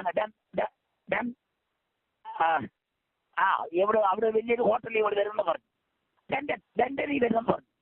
ഓ ഞാനിത് കേട്ടത് മതി കേൾക്കാത്ത മതി ഞാൻ അങ്ങോട്ട് പിടിപ്പിച്ചു. അവിടെ ചെന്ന് ഇതിന് കവാർത്തി ഇവളെ കാണുകയാണെങ്കിൽ മലയാളത്തിൽ അവളെ വിളിക്കുക. അവളെ അവിടെ പറഞ്ഞ് നിന്നെ ദൈവം അഗ്നി നരക്കുന്നതിന് മുമ്പ് നീ രക്ഷിക്കപ്പെട്ടു, നീ ജനത്തെ വഞ്ചിക്കരുതെന്ന് പറയാനാ പോയത്. ഇവളെ കിട്ടിയില്ല, കൈ കിട്ടിയില്ല. ഇവളെ അകത്താണ് എന്നോട് വേറൊരാൾ പറഞ്ഞു, അകത്തൂടെ ഈ ഓഡിറ്റോറിയത്തിൽ പോകാവുന്ന സൗകര്യങ്ങളൊക്കെ ഉണ്ടായിരുന്നു. വലിയൊരു ഹോട്ടലാണ്. ഓടി ഞാൻ അതിന്റെ അടുക്കച്ചെന്ന് ഇവിടെ ഒരുങ്ങ ഈ ചില സായിപ്പന്മാരും മാതാമാരൊക്കെ ഇതിനകത്തുണ്ട്. ആമാരൊക്കെ സാരി ഇട്ടിക്കുന്ന അതിന്റെ അന്നേരം ഞാൻ ആ സ്ട്രീറ്റിൽ കൂടെ പോയി, ഈ പ്രക്കാരം പിടിച്ചുകൊണ്ട് പോയി. അങ്ങനെ അവിടെ ഡിയാക്കി. ഇനി മരണം വരെ ഒരൊറ്റ ലക്ഷ്യതയേ ഉള്ളൂ. ഇവിടെ കുറെ കുറെ ഹിന്ദുക്കളും കുറെ മുസ്ലിങ്ങളെയും ദൈവം കൊണ്ടുവന്നിട്ടുണ്ട്. നിശ്ചയമായിട്ടും വരും ദിവസങ്ങളിൽ ഉപവസിച്ച് പ്രാർത്ഥിച്ച് ഇവരുടെ മേൽ ഇപ്പൊ ഏറ്റവും ലേറ്റസ്റ്റ് ആയിട്ട് ഈ കഴിഞ്ഞ ആഴ്ച ദൈവം എന്നോട് പറഞ്ഞേക്കുന്നേ അപ്പൊ എല്ലാ വെള്ളിയാഴ്ചയും സ്ഥിരമായിട്ട് ഇപ്പം മുസ്ലിമിന്റെ ഒരു ആലയമുണ്ട്, അവിടെ നിൽക്കും. പിന്നെ ഞങ്ങളെ കൺവെർട്ട് ചെയ്യാനാണോ വന്നേക്കുന്നത് ചോദിക്കുന്നതിനോട് അപ്പൊ ഞാൻ ഒന്ന് ചിരിക്കും. ഇനി ഞാൻ പറയാം എന്റെ പൊന്നു മക്കളെ അതിനെ തന്നെയാ വന്നേക്കുന്നതെന്ന് ഞാൻ പറയാനിരിക്കുക. മറ്റേ എല്ലാ വെള്ളിയാഴ്ച അവിടെ എല്ലാ ശനിയാഴ്ച ഈ ഹിന്ദുവിന്റെ ആ ടെമ്പിളിന്റെ അടുത്ത് തന്നെ വേറെ ഒരു ഇന്ത്യ ബസാറിന് പണ്ട് പാർട്സൊക്കെ അറിയാം, ഞങ്ങൾ എൻ്റെ കൂടെ നിന്നിട്ടുള്ള. അപ്പം അവിടെ നിൽക്കും. അത് കഴിഞ്ഞിട്ട് എല്ലാ ഞായറാഴ്ചയും വേറെ ഒരു ഹിന്ദുവിന്റെ ഒരു ബസാറുണ്ട്, അത് നമ്മുടെ ഈ ഫ്രിസ്കോ മാളിന്റെ മുമ്പിലാണ്, അവിടെ പോയി നിൽക്കും. അത് ഏകദേശം രാത്രിയിലെ സൂര്യാസ്തമനത്തിന് കഴിഞ്ഞ് ഇത് എടുക്കത്തുള്ളൂ. അതുവരെ നിൽക്കും. മനുഷ്യന് കാണാവുന്നതിനും വരെ വായിക്കാവുന്നതിനും വരെ ഇതങ്ങ് അവിടെ നിൽക്കും. അപ്പൊ ഇനിയിപ്പോ ഒരൊറ്റ കഴിഞ്ഞ ആഴ്ച ദൈവാത്മാവ് ഒരു കാര്യം ഗ്രഹിപ്പിച്ചു. യേശു കർത്താവ് പറഞ്ഞു ഈ ബലവാനെ പിടിച്ചു കെട്ടിയിട്ടല്ലാതെ അവന്റെ കോപ്പ് കവരാനായിട്ട് ഒക്കത്തില്ലെന്നത് പറഞ്ഞു. അതുകൊണ്ട് ഇപ്പൊ എനിക്ക് മനസ്സിലായി, ഇപ്പൊ ഒരു സ്വാമി അങ്ങോട്ട് പോവുക, എന്റെ മുന്നിലോട്ട് വരിക. അവരിങ്ങോട്ട് വരുമ്പോ തന്നെ ഞാൻ അങ്ങ് പൽസിക്കുക. സ്വർഗത്തിലും ഭൂമിയിലും സകല അധികാരവും പ്രാപിച്ച നസ്രയനായ യേശുവിന്റെ നാമത്തിൽ കൽപ്പിക്കുന്നു, ഈ സ്വാമികളുടെ ദുഷ്ടാത്മാവെ വിട്ടുപോകും, യേശുവിന്റെ നാമത്തിൽ ഞാൻ ഭക്ഷിക്കുന്നു, ശാസിക്കുന്നു, ഇത് പറയാതിരിക്കുക. അപ്പോൾ ഈ ഭൂതം വിട്ടുപോകും. പോയേ പറ്റൂ. എടാ 10 പൗലോസപ്പോസ്തലന്റെ ദേഹത്തുനിന്ന് ഈ ഉത്തരീയം കൊണ്ടിട്ടാൽ 19 ദുരാത്മാക്കൾ വിട്ടുപോയി. അങ്ങനെയെങ്കിൽ യേശുവിന്റെ ഈ മഹത്തായ നാമം ഞാൻ അങ്ങോട്ട് പറഞ്ഞാൽ എനിക്ക് ഈ അധികാരം തന്നു വിട്ടിരിക്കുന്നത് ഞാൻ പറയും, ഈ ഭൂതം വിട്ടുപോകും. ഉടനെ ഞാൻ ആ പൂണൂലുകാരിയോട് പറയാതിരിക്കുക, അയ്യോ സാറി ഞാനൊരു കാര്യം പറയാം, ഈ യേശു ക്രിസ്തുവിൽ പോലും മാത്രമേ രക്ഷയുള്ളെന്ന് പെതുക്കെ അവനോട് പറയുമ്പോൾ അവൻ അങ്ങ് ഏറ്റെടുക്കുന്ന കാര്യം ഭൂതമില്ലല്ലോ, ഭൂതമുള്ളതായി പ്രോബ്ലം. അതുകൊണ്ട് ഈ ആഴ്ച മുതൽ ദൈവാത്മാവ് ഇതാ ഗ്രഹിപ്പിച്ചേക്കുന്നത്. അതുകൊണ്ട് ഇപ്പം പാസ്റ്റ് എപ്പോഴും പറയുന്ന ഒരു ഭൂതത്തെ ശാസിക്കുന്ന ഒരു പണി കൂടി ഇപ്പം നിരന്തരമുണ്ട്. അങ്ങനെയൊക്കെ ഇരിക്കുന്ന കാര്യങ്ങൾ ഏതായാലും ദൈവം ഇത്രത്തോളം കൊണ്ടുവന്നു. ഇനി പല കാര്യങ്ങൾ പറയാനുണ്ടെങ്കിലും വേറെ സ്ഥലങ്ങളിൽ പറയാം. ഈ സാക്ഷ്യം ഇവിടെ ഇങ്ങനെ കർത്താവിന്റെ മഹത്വത്തിനായിട്ട് പറഞ്ഞതേ ഉള്ളൂ. അതെ, ഞാൻ പറഞ്ഞതിന്റെ ഉദ്ദേശം എന്നാണെന്നറിയാം. പാപം ഒരിക്കൽ രക്ഷിക്കപ്പെട്ട ശേഷം, സ്നാനപ്പെട്ട ശേഷം ഒരു വ്യക്തി വീണ്ടും പാപത്താൽ ആകർഷിക്കപ്പെട്ട അല്ലെങ്കിൽ ജഡമോഹത്തിൽപ്പെട്ട് അവൻ തെറ്റിച്ചു പോയാലും അവന് വീണ്ടും മടങ്ങി വരുവാൻ ദൈവം അവസരം കൊടുക്കും. അവൻ കണ്ണുനീരോടെ പ്രാർത്ഥിച്ചാൽ മാത്രം മതി. ദൈവമേ എന്നെ രക്ഷിക്കണമേ എന്ന് കണ്ണുനീരോടെ പ്രാർത്ഥിച്ചാൽ വീണ്ടും അവൻ അവസരം കൊടുക്കും. അങ്ങനെ ദൈവം അവന് പവർ കൊടുത്ത ഈ ആത്മശക്തിയാലല്ലാതെ പാപത്തെ, ഈ ജഡത്തെയും ലോകത്തെയും പിശാചിനെയും ജയിക്കാൻ ഒക്കത്തില്ല. അതുകൊണ്ട് ദൈവത്തോട് നിരന്തരം കരഞ്ഞ് പ്രാർത്ഥിച്ചാൽ, കരുണാമയൻ നമ്മുടെ പ്രാർത്ഥന കേട്ടിട്ട് നീ ഒരിക്കൽ സ്നാനപ്പെട്ടതാണെങ്കിൽ തന്നെയും, നീ പാപത്തിൽ വീണ്ടും പെട്ടുപോയെങ്കിൽ തന്നെയും, നീ കണ്ണീരോടെ നിരന്തരം പ്രാർത്ഥിച്ചാൽ നിനക്ക് വീണ്ടും അവസരം ദൈവം തരും. പിന്നെ നീ തെറ്റിപ്പോകരുത്. പിന്നെ പോയാലേ ഞാൻ കണ്ടിട്ടുള്ളത്, പിന്നെ ആളുകള് പിന്നെ അങ്ങ് മരിക്കുന്നതായിട്ടാണ് ഞാൻ കണ്ടേക്കുന്ന. ഉച്ച കഴിയുമ്പോൾ അങ്ങനെ പല സാക്ഷികൾ കേട്ടിട്ടുണ്ട്. എനിവേ, അതുകൊണ്ട് ഇങ്ങനെ ഒരു ഹോപ്പുണ്ട്. ഒരിക്കൽ തെറ്റിപ്പോയാൽ, സ്നാനപ്പെട്ട ശേഷം തെറ്റിപ്പോയവർക്ക് വീണ്ടും മടങ്ങി വരാൻ ഒക്കുമെന്ന് തെളിയിക്കാൻ വേണ്ടിയാണ് ഞാൻ ഈ സാക്ഷ്യം പറഞ്ഞതിന്റെ പ്രധാന ഉദ്ദേശം. വേറെ ഉദ്ദേശവും ഇല്ലാത്ത എനിക്കില്ല. എങ്ങനെയായാലും ദൈവത്തിന്റെ നാമം ഉയരണം, ആൾക്കാർ മാനസാന്തരപ്പെടണം. പിശാചാണ് എന്റെ ശത്രു, മനുഷ്യൻ എനിക്ക് ശത്രു ഇല്ല. ഞാൻ ദൈവത്തിന് വേണ്ടി ദൈവം പറയുന്ന പോലെ തുറന്ന് ജീവിക്കാൻ ആഗ്രഹിക്കുന്നു. ഈ അനുഗ്രഹിക്കുന്ന പ്രേരണ എനിക്ക് ലഭിച്ചത് ഭയങ്കര ഭാഗ്യമായിട്ടാണ് ഞാൻ കരുതുന്നത്. കാര്യം ഇപ്പൊ എനിക്ക് വലിയ അത്ഭുതമാണ്. ഞങ്ങൾ രണ്ടും നമ്മുടെ പല സ്ഥലങ്ങളിൽ നിൽക്കാൻ ഒത്തു വന്നാലും ഈ ലൈൻ ഇങ്ങനെ ഒത്തത് വലിയൊരു ഭാഗ്യമാണ്. ഇത് നിമിത്തം ഉണ്ടാകാൻ പോകുന്ന സാധ്യതകൾ ഭയങ്കരം. എന്നിട്ടാൽ അനേക ആത്മാക്കൾ ഇത് കൂടി രക്ഷിക്കപ്പെടാൻ പോവുകയാണെന്ന് വ്യക്തമായിട്ട് ദൈവാത്മാവിനെ ഗ്രഹിപ്പിച്ചിട്ടുണ്ട്. അതിൽ വേറെ മുഖങ്ങൾ ദൈവം തിരിച്ചതിന് വേറെ ഒത്തിരി ഈ പുതിയ ശാസ്ത്രീയമായ ഒത്തിരി പദ്ധതികൾ ഇതിനകത്ത് കൊണ്ടുവന്ന് ഇത് പല ലൈനുകളായിട്ട് തിരിക്കത്തക്കൊണ്ട് സ്വർഗത്തിലെ ദൈവം ചെയ്ത് അനേക ആയിരക്കണക്കിന് ആത്മാക്കള് ഇതിൽ കൂടി രക്ഷിക്കപ്പെടും. അനേക പിന്മാറ്റക്കാൾ മടങ്ങി വരണം, വന്നേ പറ്റൂ. ഇത് കളിയല്ല. അല്ലെങ്കിൽ അഗ്നി പൊയ്കയിൽ വീഴും. അഗ്നി തീക്കകത്ത് ആരും രക്ഷിക്കത്തില്ല. ആർക്കും രക്ഷിക്കാൻ കഴിയത്തുമില്ല. തീ പൊയ്ക, ഒന്നുകിൽ നിത്യജീവൻ, അല്ലെങ്കിൽ ഈ തീ പൊയ്ക, നിത്യമരണം. അതേ ഉള്ളൂ. ഈ ഇത്രയും സംസാരിച്ചതിന്റെ ഉദ്ദേശം ഇതാണ്. അതുകൊണ്ട് ദൈവം ഈ വചനങ്ങളാൽ എന്നെയും അനുഗ്രഹിക്കട്ടെ, നിങ്ങളെയും അനുഗ്രഹിക്കട്ടെ. സമയം തന്ന ദൈവദാസന് നന്ദി പറഞ്ഞുകൊണ്ട് ഞാൻ എന്റെ ഈ കൃത്യത്തെ തന്നെ വിരമിക്കുന്നു. ഒരു വാക്ക് പ്രാർത്ഥിക്കാം. ഞാൻ പ്രാർത്ഥിക്കണോ? കർത്താവേ, കാരുണ്യവാൻ നിത്യമായ രാജാവേ, നന്ദിയോടെ വാഴ്ത്തുന്നു. പ്രപഞ്ചത്തിന്റെ സൃഷ്ടിതാവേ, അങ്ങയുടെ സൃഷ്ടിയെ കാണുമ്പോൾ ഞങ്ങൾക്ക് ഈ സുവിശേഷം ഇല്ലാതെ പോലും അങ്ങയുടെ വലിപ്പം അറിയാമെന്ന് റോമാലേഖനം 1-ാം അധ്യായത്തിൽ എഴുതിയിട്ടുണ്ട്. സകല മനുഷ്യർക്കും അത് വെളിപ്പെടുത്തിയിരിക്കുന്നെന്നാണ് അവിടെ എഴുതിയിരിക്കുന്നത്. സകല മനുഷ്യർക്കും ഒരു സുവിശേഷവും വേണ്ട. ഇങ്ങനെ ഒരു ദൈവം ഈ പ്രപഞ്ചത്തിന്റെ സൃഷ്ടിയുടെ പുറകിൽ ഇത്ര വലിയവനായ ദൈവം ഉണ്ടെന്ന് സകല മനസ്സാക്ഷിക്ക് ബോധ്യമാകത്തക്കവനാണ് അങ്ങ് ഈ പ്രപഞ്ചത്തെ ഉണ്ടാക്കിയിരിക്കുന്നത്. വലിയവനും ഭയങ്കരമായ നാഥ, കൃപയാലേ ഈ സത്യസുവിശേഷത്തിലേക്ക് വരുവാൻ അടിയങ്ങളെ സഹായിച്ചുവല്ലോ. ഈ അനുഗ്രഹിക്കപ്പെട്ട പ്രേരണയും തന്നല്ലോ. നിശ്ചയമായിട്ട് ഞങ്ങൾ ഒന്നറിയുന്നു. അവിടുത്തെ വരവ് അടുത്ത ദിവസങ്ങളിലുണ്ട്. കാര്യങ്ങൾ ദാസന് ഇന്നലെ തോമസ് എബ്രഹാം പാസ്റ്റർ താൻ കണ്ട ദർശനം പറഞ്ഞപ്പോൾ ഒന്നുകൂടെ അത് ബോധ്യമായി. കർത്താവിന്റെ വരവ് ഏറ്റവും അടുത്തിരിക്കുന്നു. ഞങ്ങൾ ആ മധ്യാകാശത്തിൽ സംഗമിക്കാൻ പോവുകയാണല്ലോ. അപ്പ പഴയ നിയമഭക്തന്മാരും പുതിയ നിയമഭക്തന്മാരും കൂടെ ഒരുമിച്ച് ചേർന്ന് പ്രിയന്റെ പോയോ ഞങ്ങൾക്കത് ചിന്തിക്കാൻ വയ്യ, ഉൾക്കൊള്ളാൻ കഴിയ. എന്താണ് സംഭവിക്കുന്നത് ഞങ്ങൾക്ക് അറിയത്ത് പോലും വയ്യ. ഞങ്ങൾ പറഞ്ഞിരിക്കുന്ന കാര്യങ്ങളെല്ലാം സംഭവിക്കാൻ പോവുകയാണ്. ഞങ്ങൾക്ക് തേജസ്സുള്ള ശരീരം കിട്ടാൻ പോവുകയാണ്. നിത്യയുഗായുഗം പ്രിയനോടൊത്ത് ഞങ്ങൾ വാഴുവാൻ പോവുകയാണ്.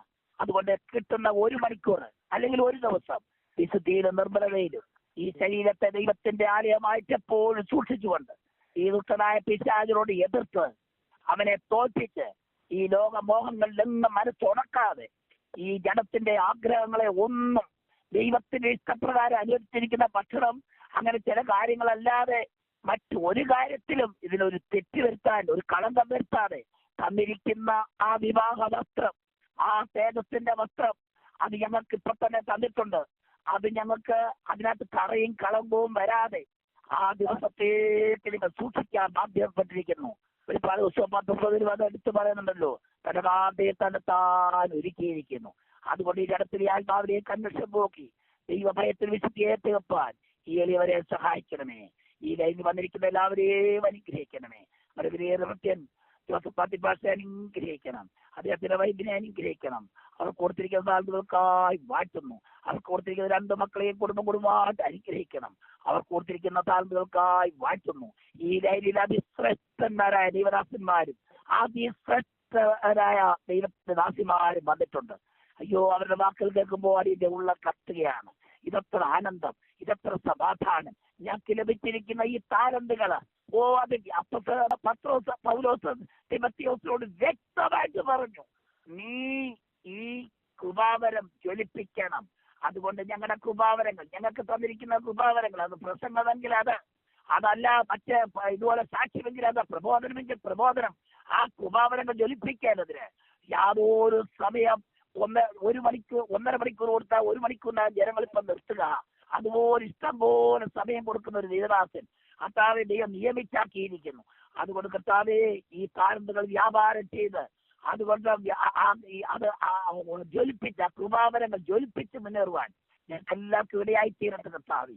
അങ്ങനെ തേജസ്സോളത്തിന് മുമ്പിൽ നിൽപ്പാൻ ഇടയാക്കണമേ. ഞങ്ങൾക്ക് സ്വയമായിട്ട് കഴിയത്തില്ലെന്ന് അങ്ങേക്കറിയാം, അങ്ങേക്കതറിയാം. എന്നെപ്പോഴും നിങ്ങൾക്ക് ഒന്നും ചെയ്യാനൊക്കെ തരുന്ന യോഹന്നാന്റെ സുവിശേഷം 15-ാം അധ്യായത്തിൽ വ്യക്തമായിട്ട് പറഞ്ഞിട്ടുണ്ട്. ഞങ്ങൾക്ക് അങ്ങനെ കൂടാതെ ഒന്നും ആവുകയും വേണ്ട. ഞങ്ങളുടെ മാതാവിനും പിതാവിനും അത്രയും ഒരു അമളി പറ്റിപ്പോയി. അത് അവര് ദൈവത്തെ പോലാകാൻ പോയതാ. ഒടുവിൽ അവനെ ഈ രീതിയിലാക്കി. കർത്താവേ, ഞങ്ങൾക്ക് ഞങ്ങളുടെ ദൈവം തരുന്നത് മതി. എന്ത് ഭൗതികമായാലും ആത്മീയമായാലും ഞങ്ങളുടെ ദൈവം തരുന്നത് മതി. അത് ഞങ്ങൾ തൃപ്തരാണ്. അർഹതയില്ലാത്ത ഞങ്ങൾ, കർത്താവെ നരകയോഗ്യരായിരുന്ന ഞങ്ങൾ ഈ തേജസ്സിന്റെ വ്യക്താക്കളാക്കി ഇതിന്റെ അവകാശികളാക്കി ഞങ്ങളെ തീർത്തതിനാൽ ഞങ്ങളങ്ങനെ വാഴ്ത്തുകയാണ്. ഇതിനകത്ത് വന്നിരിക്കുന്നവരെ വലിയ ഭടന്മാരാക്കി നിർത്തിയിരിക്കുന്നു. ശത്രുവിനോട് പൊരുതുവാൻ, ഇടപെടാതെ പ്രാർത്ഥിപ്പാൻ, ദൈവിക ശുശ്രൂഷകൾ ചെയ്യുവാൻ അങ്ങനെ പ്രാപ്തരായിക്കൊണ്ടിരിക്കുകയും ചെയ്യുന്നു. മകത്ത മുഴുവൻ പ്രിയനായിരിക്കട്ടെ. യേശുവിന്റെ നാമത്തിൽ അപേക്ഷിക്കുന്നത് കേൾക്കണമേ സ്വർഗ്ഗീയ പിതാവേ. ഹല്ലേലൂയ. ആമേൻ. ഹല്ലേലൂയ. കർത്താവിന് മഹത്വം, മഹത്വം. കർത്താവിന് നന്ദിയോടെ സ്തോത്രം. ഹല്ലേലൂയ. കർത്താവിന്റെ ദാസനെ കർത്താവ് അനുഗ്രഹിക്കട്ടെ. പരിശുദ്ധ ദൈവമേ, സ്വർഗ്ഗീയ പിതാവേ, ഞങ്ങൾ നിനക്ക് നന്ദിയോടെ സ്തോത്രം ചെയ്യുന്നു. കൂടെ കേൾപ്പിച്ച് അനുഗ്രഹിക്കപ്പെട്ട സാക്ഷ്യത്തിനായി നന്ദിയോടെ എത്ര വിജയത്തിനാണ്. ഹല്ലേലൂയ. ഞങ്ങളുടെ ജീവിതത്തിന്റെ അവസ്ഥകളെ ഞങ്ങൾ ഏത് സാഹചര്യത്തിലായിരുന്നാലും ഞങ്ങളെ വീണ്ടെടുക്കുവാൻ, ഞങ്ങളെ മടക്കി വരുത്തുവാൻ മനസ്സുള്ള ഒരു എത്ര നല്ലവനാണ്. ഞങ്ങളുടെ അകൃത്യങ്ങളെ ഞങ്ങളുടെ പാപങ്ങളെ ക്ഷമിക്കുന്നവൻ.